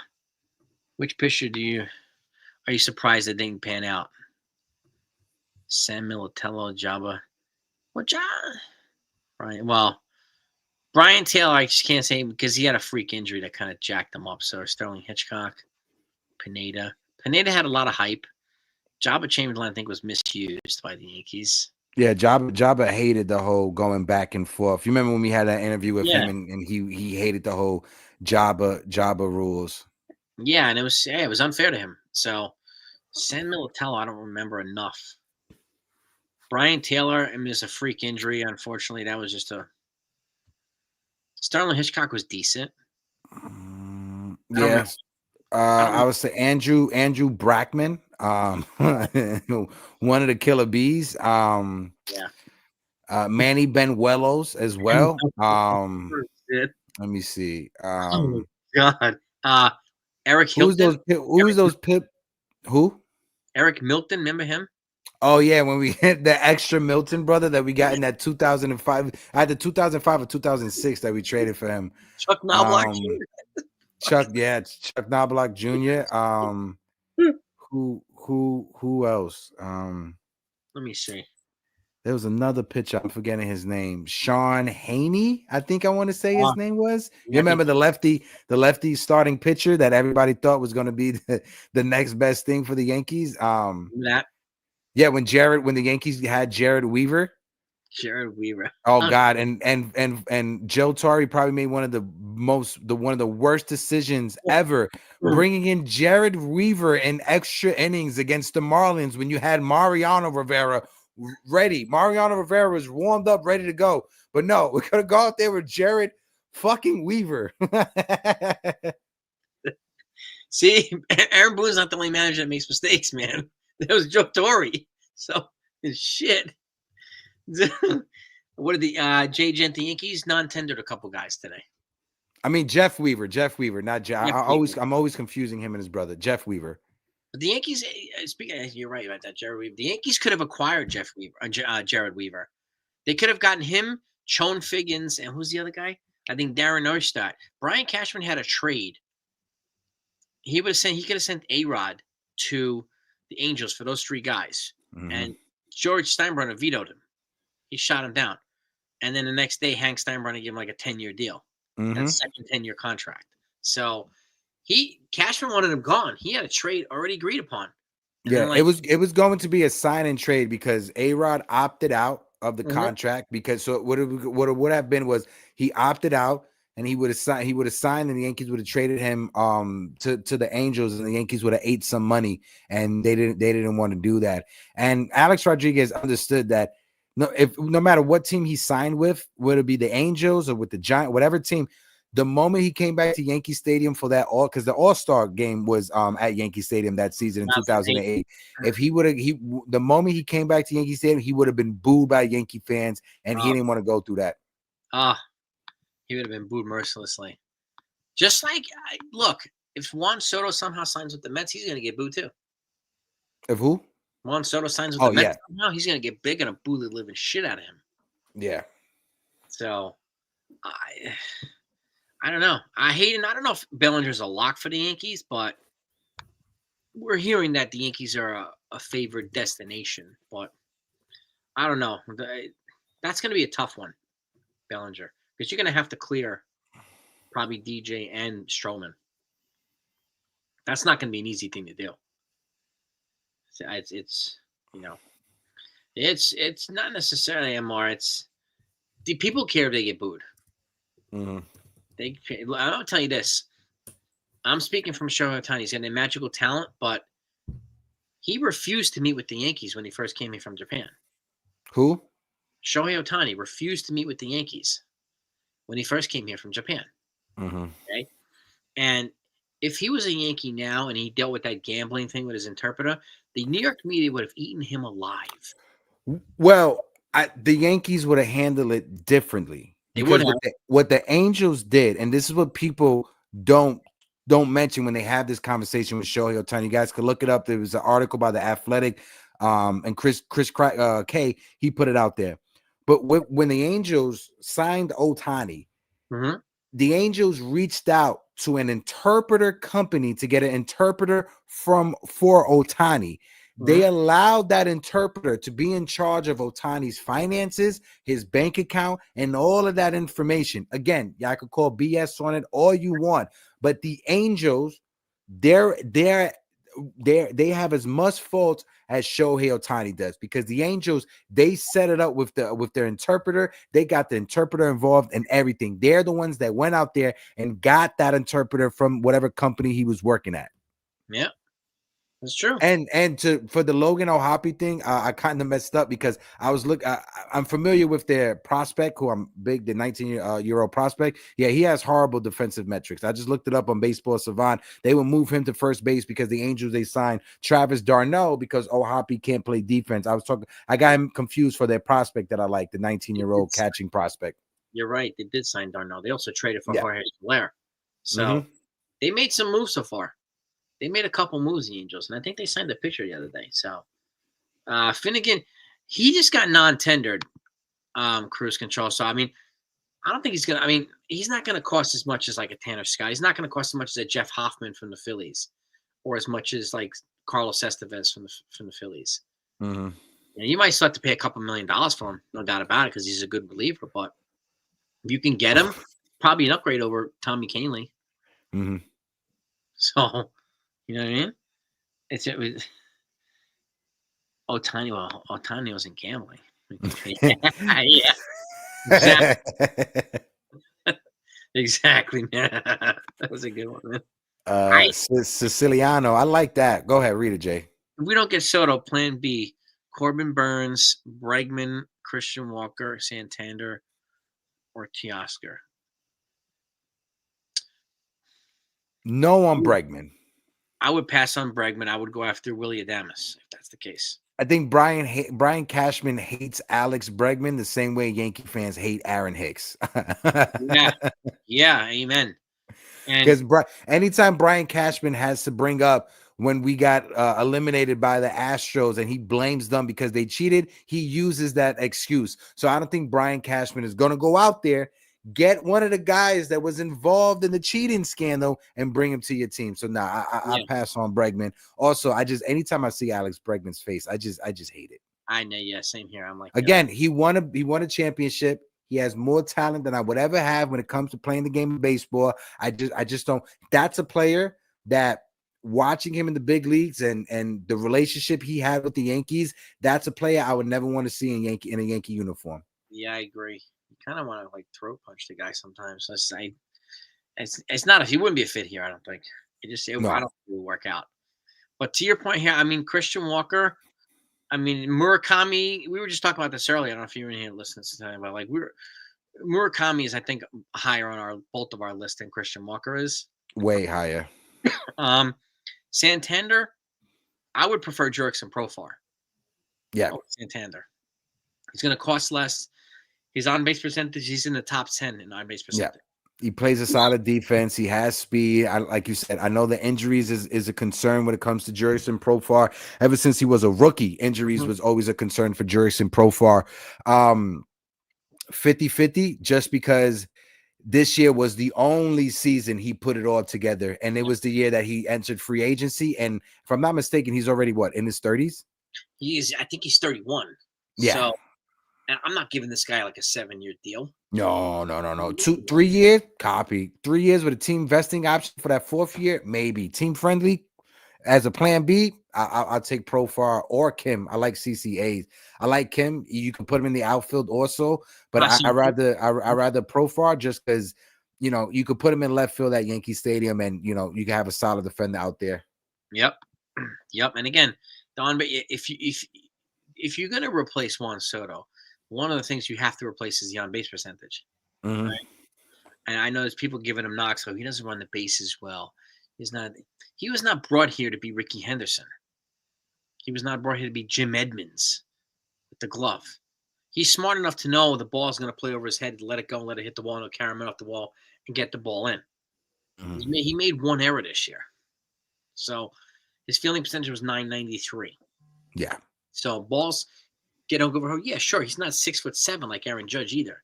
You can't just stand it and be over the wall with his reaching his arm up. It's different. Mm-hmm. So, and playing a corner outfield is not the same as playing center field. No. Center field, no matter which direction, the guys can get out of your way. If you're playing a corner outfield, the wall's not fucking moving. Mm-hmm. You're going to crash into that thing if you go that way. Mm-hmm. The wall's not moving.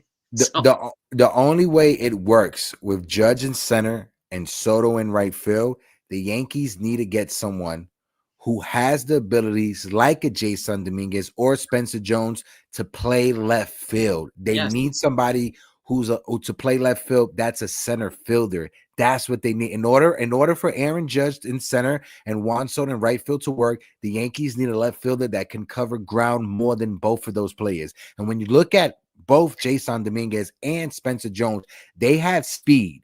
That's the one thing that you can't knock those young boys on. They have speed. They're super fast. When this past season, when I'm at the Yankee Stadium in the media in the press box watching Jason Dominguez in left field, he just needs to get better with his routes to the ball. He has the arm strength. He has the speed to have range out there. It's just he takes bad angles because he's learning left field at the major league level instead of being conditioned at the minor league level for 3 years in a row to be in left field. So he's just learning his angles.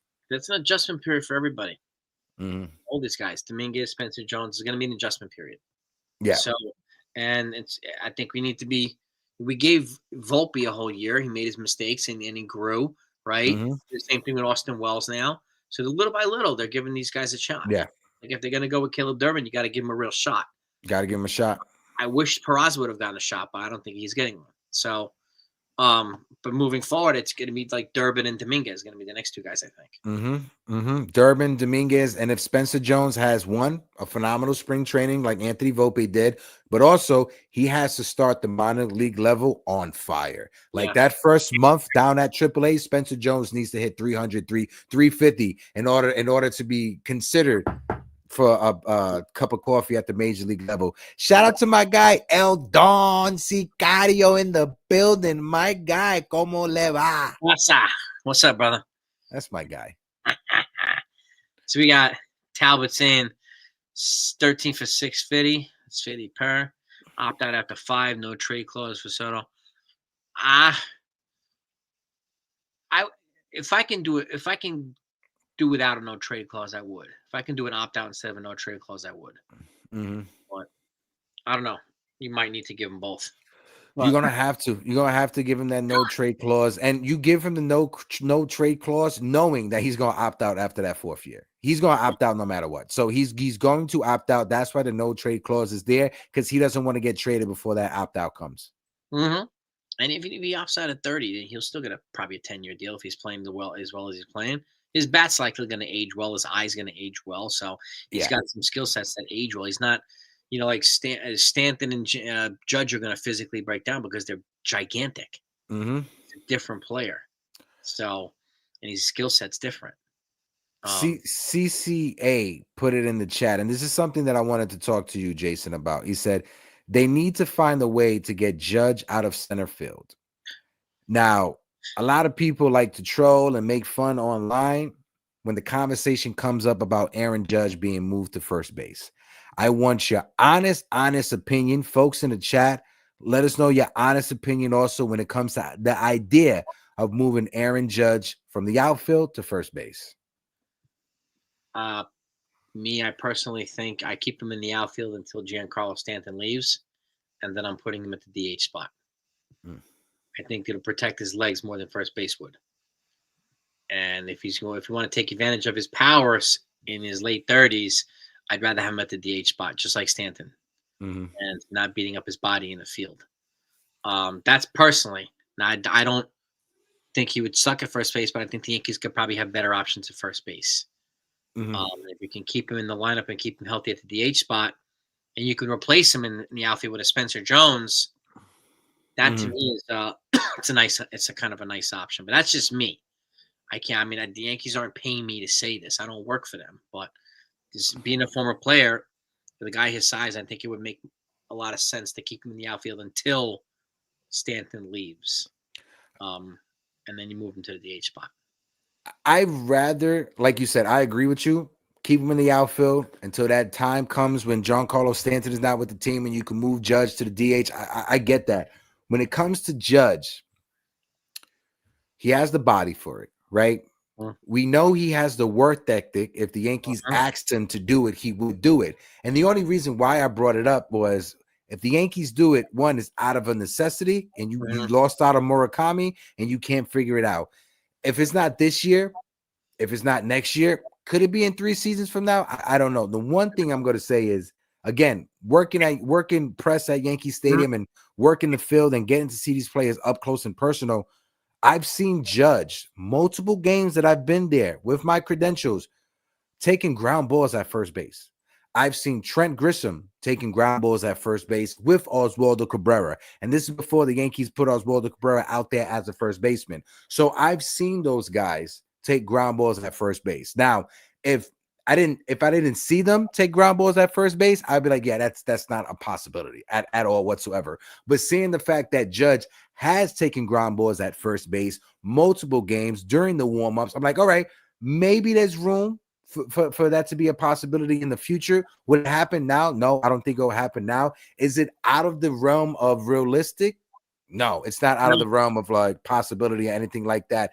Also, remember, we've seen it in the past. Albert Pujols started his career in the outfield and left field when they had Tino Martinez at first base, and the next year they swapped them. Miguel Cabrera started his career in left field.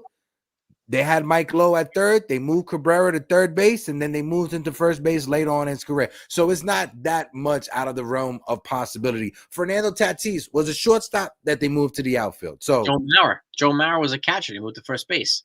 Cody Bellinger, the guy that we talked about trading for, was an outfielder that they moved to first base. Exactly. The positional versatility is important. Right? Yeah. And the most important thing to me is we keeping Judge's bat in the lineup. And whether it's first base or is DH, as long as he's healthy and his bat's in the lineup, I'm cool. Yeah. And like Ray said, Mickey Mantle played his last few seasons at first base, if I'm not mistaken. Also, I know his last year. I'm not sure the year before. I know his last year he played at first base. Yeah. Bellinger and Nico Horner from Stroman, Cabrera, Peraza. I'll do that. Probably. If you Not could move, Cabrera though. If I could keep Cabrera's the only play out of that list that I want to keep just because his versatility. yeah, I mean Cabrera plays infield and outfield. He's kind of Yeah. our Ben Zobrist. He's So, Ben Zobrist, yeah. and that's an important skill set. He's the only guy that we have that does that. Mm-hmm. So, and that to me it's important. He's an Yeah. underrated, and he plays well, part time or full time. Yeah. So that's an important skill set too. Like, Yeah, and for those of you guys asking, no, I never say Aaron Judge is I don't think Aaron Judge is a horrible center fielder. No, I think he should be considered to be in the Gold Glove conversation in center field. Aaron Judge, that fifth inning, I know we remember that fifth inning, but that was the only error he had in center field for the past two seasons. yeah. So I don't mind Aaron Judge playing center field. I know a lot of people bring up his size, bring up his age, bring up, we got to save his legs. Aaron Judge was drafted as a center fielder.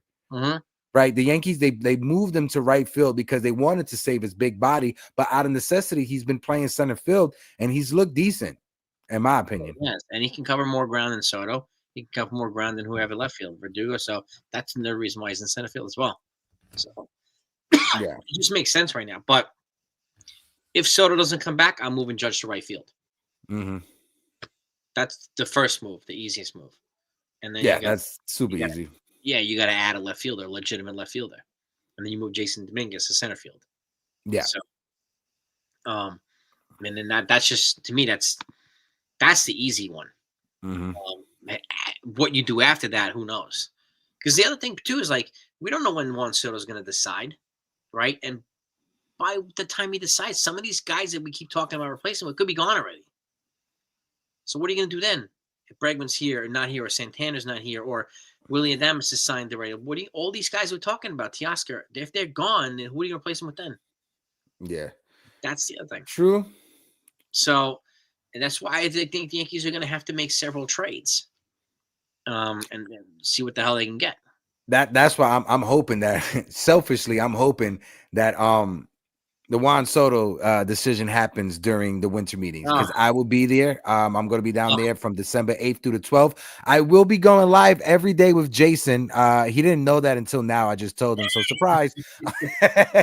Jason and I will be going live every day. I'm out there in the winter meetings. And if there's anything that I hear while I'm out there on the floor, I will be texting Jason, right? So he'll have his phone next to him and he'll go live with whatever breaking news that happens, and I'll join him on the channel so we could break whatever breaking news that happens. If there's any of y'all that's going to be out in Texas, I know Sunil's out there, and Sunil's been calling me every day, and I know he's probably calling me because he wants to link up with me. Sunil, leave me alone. But if any of you guys are out there going to be attending the winter meetings, hit me up. Shout out to my guy Sunil. And again, if the Soto news happens, we are going to be more than happy to get live reporting this to all of you. Yeah. So that's going to be one of our greatest joys. And I hope that happens then. When Soto was traded here, we were live last year.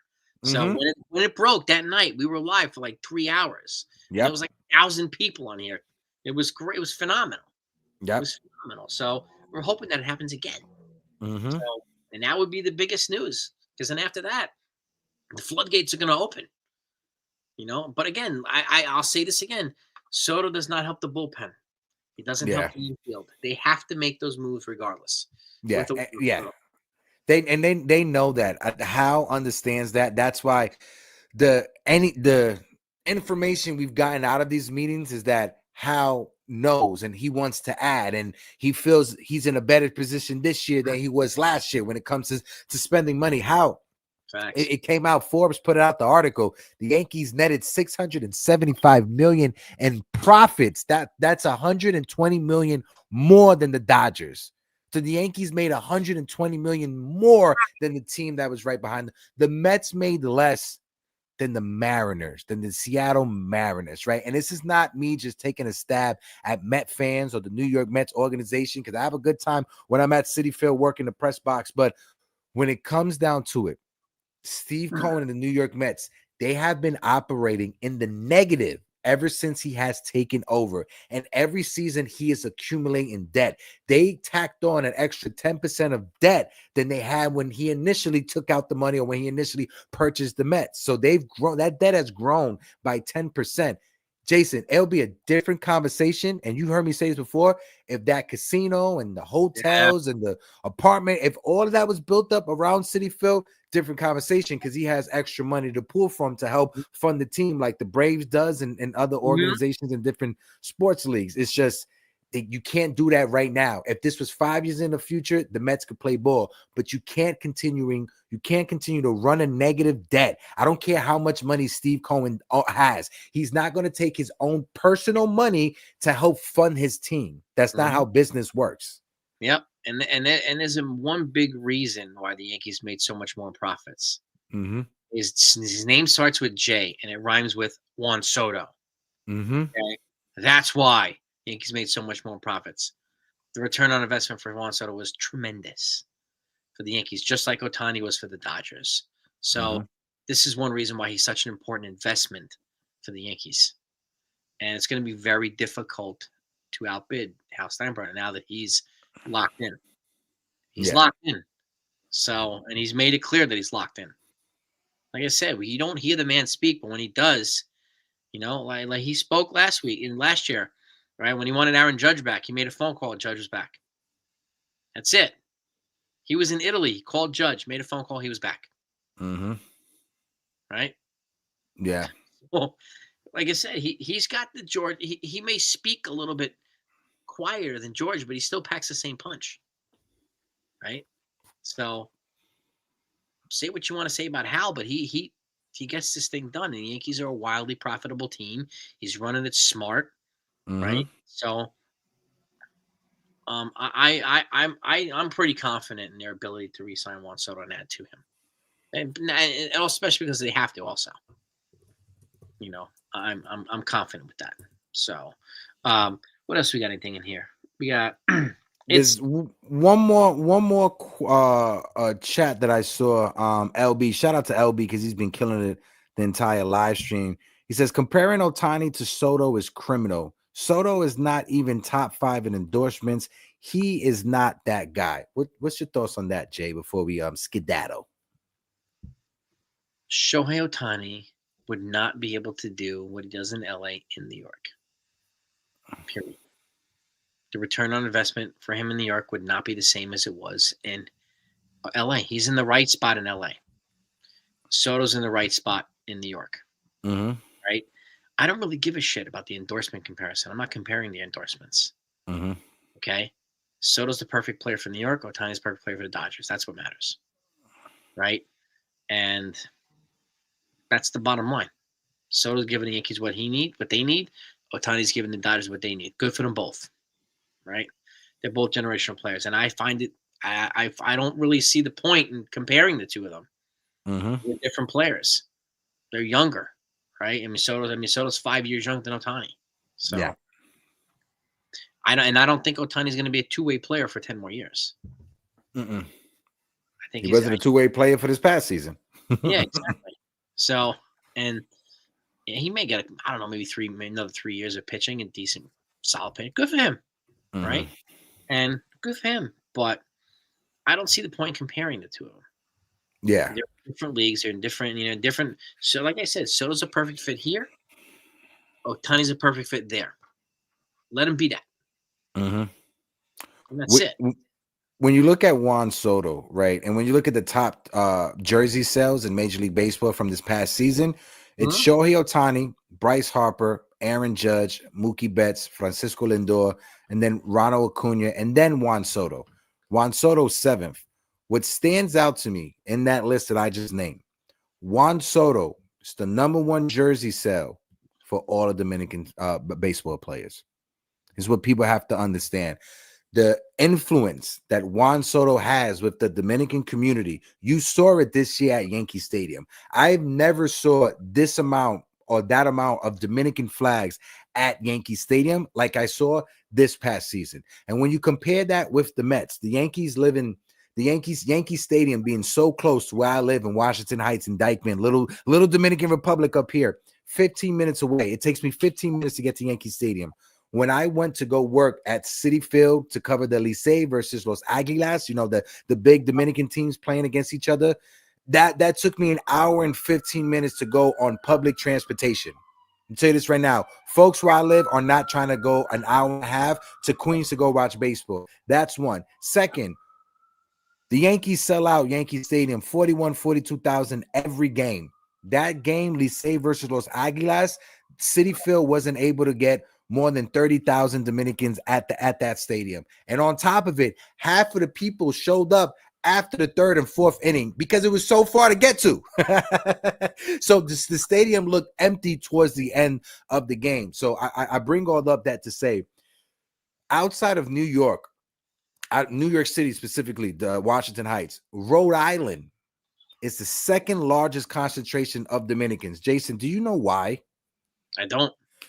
Because at one time, David Ortiz, Manny Ramirez, and Pedro Martinez played for the Boston Red Sox, and Rhode Island was as close as they could get to Massachusetts to go watch some Red Sox games. There's a reason why Dominicans migrated to Rhode Island during the early 2000s. And that's the same shift or pendulum shift that can happen right now when it comes to the Yankees and the Mets. Yeah, and they had a hell of a trio of Dominican players to watch in Boston Red Sox. Morales, yeah, Yankee Stadium was sold out every game before Juan Soto. I definitely agree with you on that, but I never saw the amount of Dominican flags that I saw this season. That wasn't last year. They didn't have that last year. And look at the energy that Soto's brought to this team. The team energy was different this year. The camaraderie, the closeness that they had, and just the energy that he brought. This was a different team this year than it was in 2023 by a mile. Mm-hmm. And Soto is a big part of that, mm-hmm. a huge part of that. And he's got charisma, and he's made for this New York market. Okay? Ohtani's not. And that's okay. That's okay. That's totally okay. And when you look at Juan Soto, if you were in a lab and you wanted to like they made the Powerpuff Girls and put in ingredients to make the perfect Dominican player to play in New York, Juan Soto fits the bill and the profile. One, he talks English with the media because Yankee fans, they love it when the Latino players, they speak English. Oh my God, look at Jason Dominguez talking English. Everybody lose your mind. That's one. Secondly, he comes from a phenomenal family. Mother and father are amazing human beings. They do amazing work when it comes to community work outside of Yankee Stadium. That's one. Two, the way that he carries himself on the field and off the field. Like I said, if you were in a lab creating and putting pieces together to make the perfect Dominican player to play in New York, Juan Soto will fit that bill top to bottom. I mean, we wouldn't be having this conversation if Juan Soto wasn't here. Like this particular lab, because there isn't anybody else that you could essentially think about making in a lab like Juan Soto, right? And this is why Yankee fans are so happy to have him here. This is why Mets fans are dying to get him in Queens. Okay? This is why Red Sox fans are dying to get him in Boston, right? There's a reason why. The impact. Like I said, I don't care about endorsements. Endorsements, okay, great. He's going to make it. Regardless, Japanese market's different. That's totally fine, totally fine. But the Dominican community, they take a lot of pride in their sports and their teams, and they love their players. And again, I've never seen energy like I saw from Dominican team in the World Baseball Classic. And their players, the excitement that they have for their players, and the excitement that their players generate, how much they love the game. Yeah, it's one of the best countries for baseball. People sleep. People sleep on the power when it comes to the purchasing power of the Latino community, right? For those of you guys know, I have a channel that I run called Uptown Sports TV. But besides that, I work for a company called Latino Sports. I am the social media manager for Latino Sports. Latino Sports has been around since 1989, covering baseball, basketball, NBA, MLB. We get press passes for everything, the Knicks, MLB, all that, right? The purchasing power of the Latino community on the island of Dominican Republic, on that island, DR, they have over 1,500 news publications. In Puerto Rico, they have close to 2,000 news outlets covering sports, covering Latinos in baseball. I urge you guys, if you guys have a TikTok, Instagram, whatever you can, start a new profile, like a separate burner one, and make sure your algorithm caters towards the Dominican and Latino podcast, because you can see the difference when it comes to how they cover the athletes, how personable and how more open they are when it comes to telling stories. Robinson Cano, he is super funny. I advise all of you guys to go out and watch Robinson Cano on these different podcasts. Bobby Abreu also. Robinson, a quick story so you guys know. Whenever Alex Rodriguez hit a home run, and Cano shared this story, everybody saw as Yankee fans, Melky Cabrera and Robinson Cano always losing their mind in the dugouts, right? Whenever A-Rod hit a home run, they panned. You see Cano and Cabrera always losing their mind. Do y'all know why that was? That's because every time A-Rod hit a home run, he was giving Cano and Cabrera $500 each. Nice. And Bobby Abreu joked around and said, I never saw two teammates cheer for somebody else hitting a home run like these two guys did whenever Alex Rodriguez hit a home run. So I urge you guys, go out there, just give your mind more when it comes to listening to different podcasts. When it comes to baseball, listen to the Latino outlets. There are a lot of Latino outlets that's out there. You guys can go to latinosports.com. We have great articles that come out. I am a part of the Latino Sports Writers and Broadcasting Association. My company, we award the Latino MVP award in the AL and the National League as well. We did it for Ellie De La Cruz this past season. We did it for Alexis Diaz as well. Juan Soto will be getting it. We're voting for it next month, but my vote is for Juan Soto in the American League and Francisco Lindor in the National League. I think Lindor should have. I think he was closer than people think to Ohtani for the MVP. Mm-hmm. His impact for the Mets was tremendous this year, Lindor. I mean, really. So, I mean, obviously Ohtani had a more impressive stat profile, but to me, Lindor was more clutch. Yeah. Than Ohtani was. So, I would have voted for Lindor. Mm-hmm. I had to vote. Yeah, and CCA, just so you know, the NCAA is having for the first time ever a baseball tournament on the island. Is going to be in San Juan and Ponce. We from Latino Sports will be covering it. That's going to be in February. So you have a bunch of college teams that are going to be there. It's going to be like a Final Four tournament, but it's going to be baseball, the NCAA baseball tournament in Puerto Rico, in San Juan and Ponce as well. Yeah, baby. Huh? Baseball, baby. That's it. Yeah. And gang, if I had to add, I mean, who is there a player that you would trade Juan Soto for? I can't think of a player I would trade Juan Soto for. No. And that's, I think, a question that is I like to ask people, because people say we can walk on from. Who would you trade him for? I can't think of anybody. Now that we know the impact that he's had on the Yankees, what he did this year, he should have gotten some MVP votes. Juan Soto. Definitely. That's not a knock to Aaron Judge, but I think Juan Soto, he made Aaron Judge better. And his impact through his teammates on the offensive side cannot be underestimated. It can't be. Well, when you look at the players that are Juan Soto's age or younger, which one of those players are you taking over Juan Soto? You taking Bobby Witt Jr. over Juan Soto? Nope. Bobby Witt Jr. has been, and Bobby Witt Jr. is going to be an amazing player in his career. This is no shade to Bobby Witt Jr. His first year, he hit 250. Second year, he hit 270. This is the first year he had that type of season. Can he replicate that next year? Juan Soto, for his career as a 285 hitter, can average anywhere from 30. I know this year he had 41 home runs for a career high, but if you could average 285, 30 to 40 home runs in 2024, you're not going to take that? And he's been doing this ever since he was a teenager. 400 on-base percentage every year. Every year. The worst year he had was 399, which is pretty much number one in baseball almost every single year. So 399 was the worst. That was the only year he had by one goddamn point. So yeah, I mean, to me, I can't think of anybody who I'd rather have on the team than Juan Soto.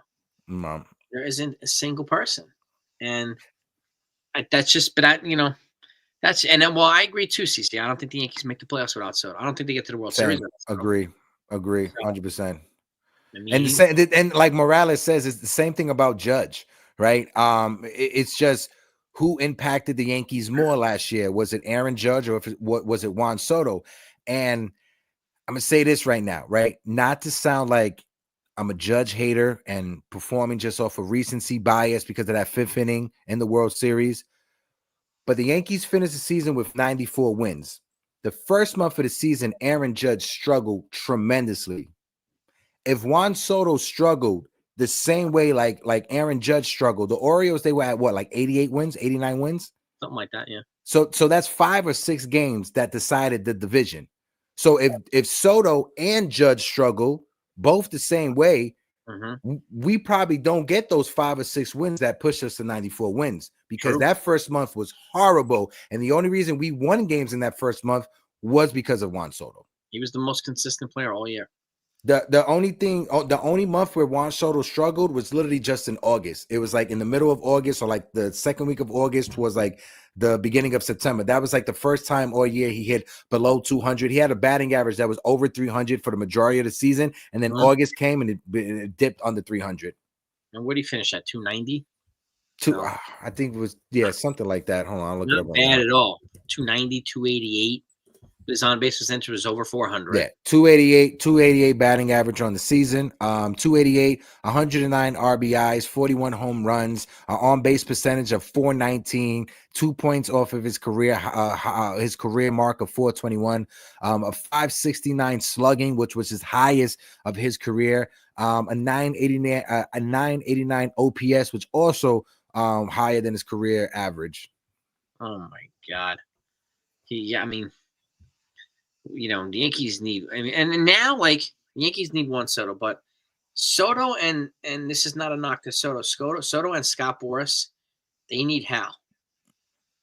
Okay. They need Hal to be in this negotiation. They need Hal to be fighting for him. Right. Because, you'll have Steve Cohen, you'll have whoever the hell owns the Dodgers, the ownership group or whatever, but like you need Hal in this fight. Hal's the prize fighter here. So, and I think, again, at the end of the day, I think Hal's going to wind up victorious here. But I understand people can say, he's going to the Mets. I get the whole narrative. I get it. LB, I want to shout out to LB also. LB, I don't want you to think I'm personally picking on you, but when you use the argument that Juan Soto didn't take the Padres to the playoffs in 2023, Aaron Judge didn't take the Yankees to the playoffs in 2023 either. What are we talking about? How often did Shohei Ohtani take the Angels to the playoffs? Oh, I'm trying to look right now. With Mike Trout. Donut. Give you a big fat one. Big fat 0. So, just again, that's why I put out the short early. If we're going to give Judge heat for not talking to reporters, and we're going to give Ohtani a free pass, he never talks to them really. Nah. So, and that was a great point. I saw when you posted it. You posted up on TikTok, right? Yeah, and YouTube as well. Like, when I see the enemy of the state, and Ohtani gets a free pass, how is it fair? It's not. I understand the expectation, but again, I'm not saying don't give Judge heat, but if you're going to give Judge heat, give Ohtani the same. Yeah. Make it a fair playing field. And if people don't think that baseball players deserve this amount of money, copy. I understand that. I respect your opinion. But when you look at it, right, what is the owners are just going to keep this money and not invest that into the team? I'd rather them just pay the players the money instead of just keeping the money. If you want to say that baseball players shouldn't be making $700-600 million, copy. You can have that opinion. I won't fight you on that opinion. I definitely think there are some people in society that should be getting paid more. Like when I worked as an EMT, I think EMTs definitely need to get paid more. But I feel when you look at the market, and the market is what the market is, there's a reason why they get paid all this money, because there's not that many people in the world that can play the sport the way that they can play the sport. Well, So when it comes to Juan Soto getting $650 million, 700, God bless him. I wish I had that ability. I wish my nephew, I wish my cousins had that ability to get that money. It's yeah, not my money, so I don't care. and this isn't the Yankees setting a threshold. The Dodgers did it last year with Otani. They're the ones that set this $700 million threshold, not the Yankees.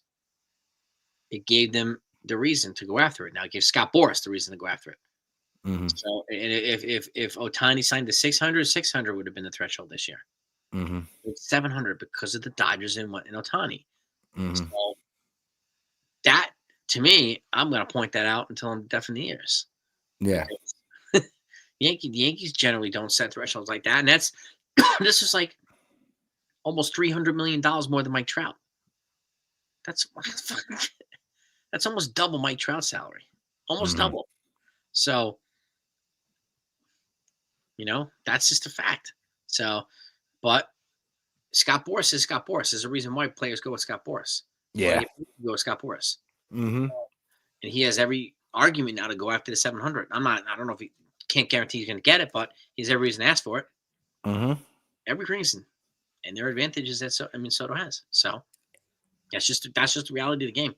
That's the And business. when you look at Scott Boras was the punching bag for last offseason with his players. Players signing late.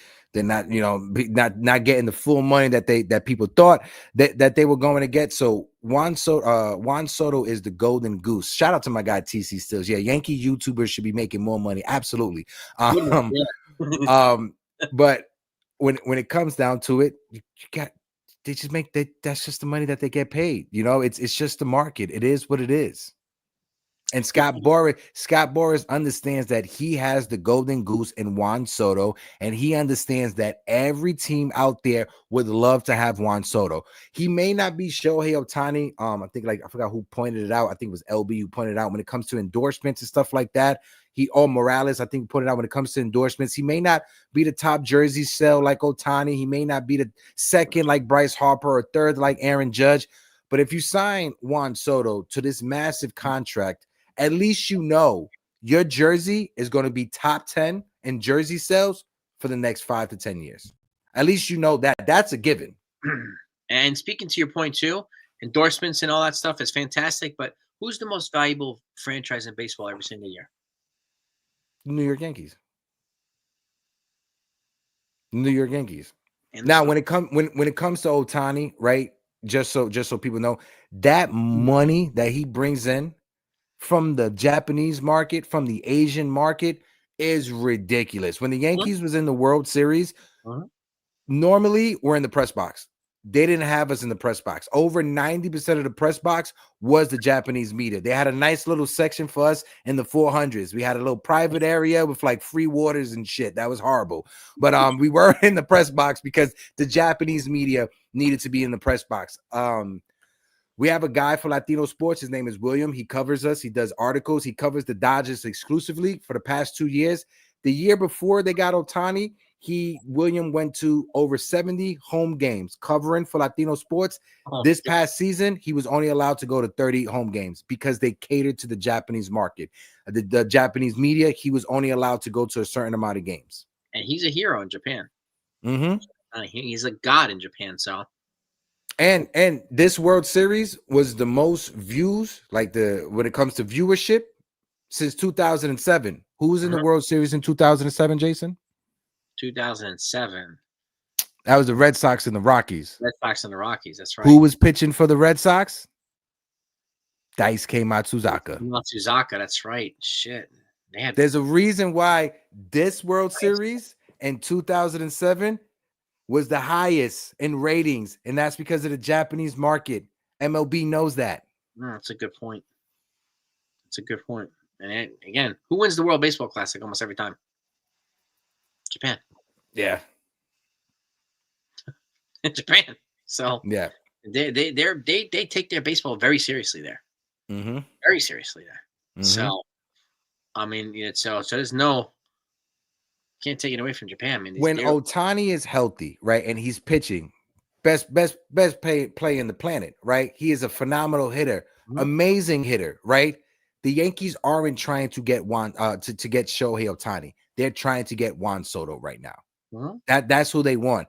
Would I have loved for Shohei Ohtani to shine with the New York Yankees? Absolutely. Jason, I think you would have wanted Ohtani too. If we had to pick right now, right? If this is just for one season, and we get both players healthy, I may take Ohtani over Juan Soto because I know I'm gonna have a starting pitcher that's probably a 1 to 2 to 3, and I have a hitter that's going to be in the MVP conversation at the end of the season.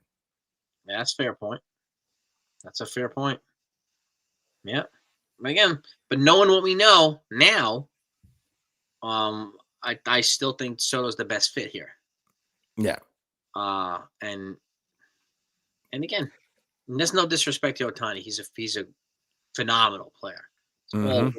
all world, no doubt. So, but let him be a Dodger. Yeah, let him be a Dodger. They're trying to make that, the human, the Giants from Japan. I forgot that team. What was Yomiuri city? Giants. Yeah, the 2.0 over with the LA Dodgers. And I low key knew it was coming. Me being a big anime fan. If you guys know, Ultraman is Super Sentai from Japan. Ultraman is what started and kicked off like Power Rangers and stuff like that. They had a Netflix Ultraman that came out, and the Ultraman was a Dodger player. Damn. Holy shit. Was legit was playing for the LA Dodgers. Oh shit, man. That's fantastic. Yeah. But guys,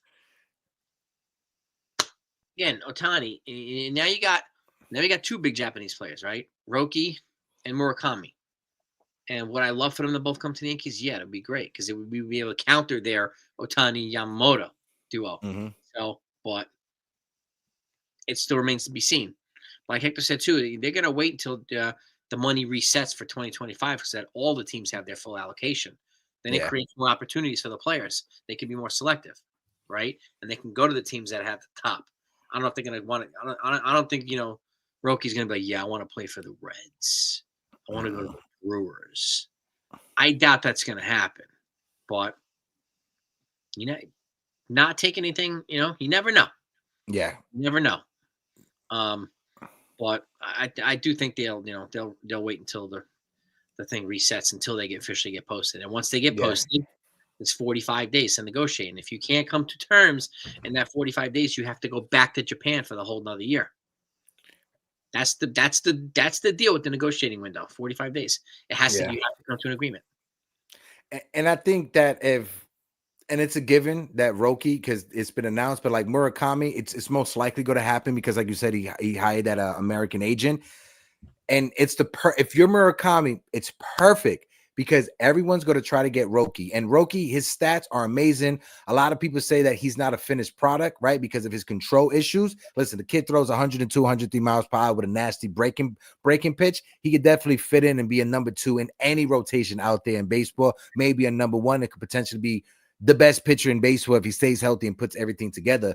But if you're Murakami, it's just perfect because everything is pointing for Roki to join the Dodgers, Roki to join the Pod. If Roki goes to the Padres, then there's an issue with Murakami because with Murakami, he could play first and third base. What are the Dodgers going to do? They have Freddie Freeman at first base, so he's not going to move from first base. Could they pivot and they could have him play third base? Or Maybe. start DHing Freddie Freeman, but then Shohei Ohtani's your DH because now you're stuck because you got a DH spot and it's not a rotating DH spot. Yep. And that's the key. I mean, there's more flexibility for him on the Yankees than there is on the Dodgers. Yeah. There's a greater need because they need a third baseman and a first baseman. And they can move Jazz to second if need be. So they have the ability to maneuver a little bit easier than the Dodgers do. But now I want to ask you one more thing because Bamona Mia in the chat, I don't want to butcher his name, says Judge is Patrick Ewing at best. If Judge's career ends without winning a championship, where would he rank when it comes to Yankee captains and in the history of the New York Yankees? Because with Don Mattingly people give him a pass. One, because the captain, Donnie Baseball, for 3 or 4 years, he was the best player in baseball, and the back injuries, right? We everybody understands Don Mattingly had to retire, never got that championship because of his back. And people, they let him go. That's not an excuse, but we forgive him because of his back and injuries. Aaron Judge ain't no injury. No, and in all due respect to Don Mattingly, is one of my favorite Yankees of all time, but I do think Judge will be in the Hall of Fame and Mattingly won't be. Would I love Mattingly to be in the Hall of Fame? Yeah, absolutely. But I think Judge is going to get in the Hall of Fame. So I think he's going to continue this stretch. I think he's going to get the 500 home runs. And with two MVPs, potentially more, and hopefully world championships, he's creating a Hall of Fame career. Yeah. Right, 58 and a 62. He's already got a good stretch. And if you get a good stretch of a decade-long career, which unfortunately Mattingly didn't have, he had like 6 years or something like that. If Mattingly had a longer stretch of that dominant play, I think he'd be in the Hall of Fame too. Okay, and I love Don Mattingly, and he was one of my favorites of all time, and one of the nicest guys I've ever met. But I think that's one thing that Judge is going to have that Mattingly does not have, is the Hall of Fame. Yeah. Which I hate to say, but I think that's going to happen. And then whether Judge wins a championship or not, whether he wins a championship or not, Edgar Martinez is in the Hall of Fame. They didn't win a championship. No. So there's a lot of other players. Ken Griffey, Yeah. he never won a championship. So, that's, to me, Judge's impact here is he's a god in New York right now. Well, now Soto's like a co-god. So, but it's like Jesus 1 and Jesus 2, man, and I'll take that. I'm fine with that. Yeah, I'm fine with that. If you tell me that was building a team around Judge and Soto, and those are two starting points, there's two great starting points that you have. And a few people said it in the chat. It's not the NBA. In the NBA, you could have one great player and build around them, and you could probably win a championship.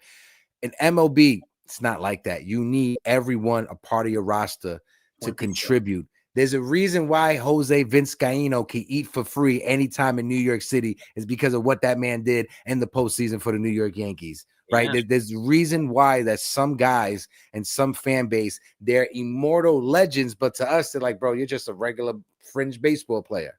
True. It's so true. I mean, Luis Soho, Luis Soho. Yep. Luis Soho. Like, he's another Ramiro one. Mendoza.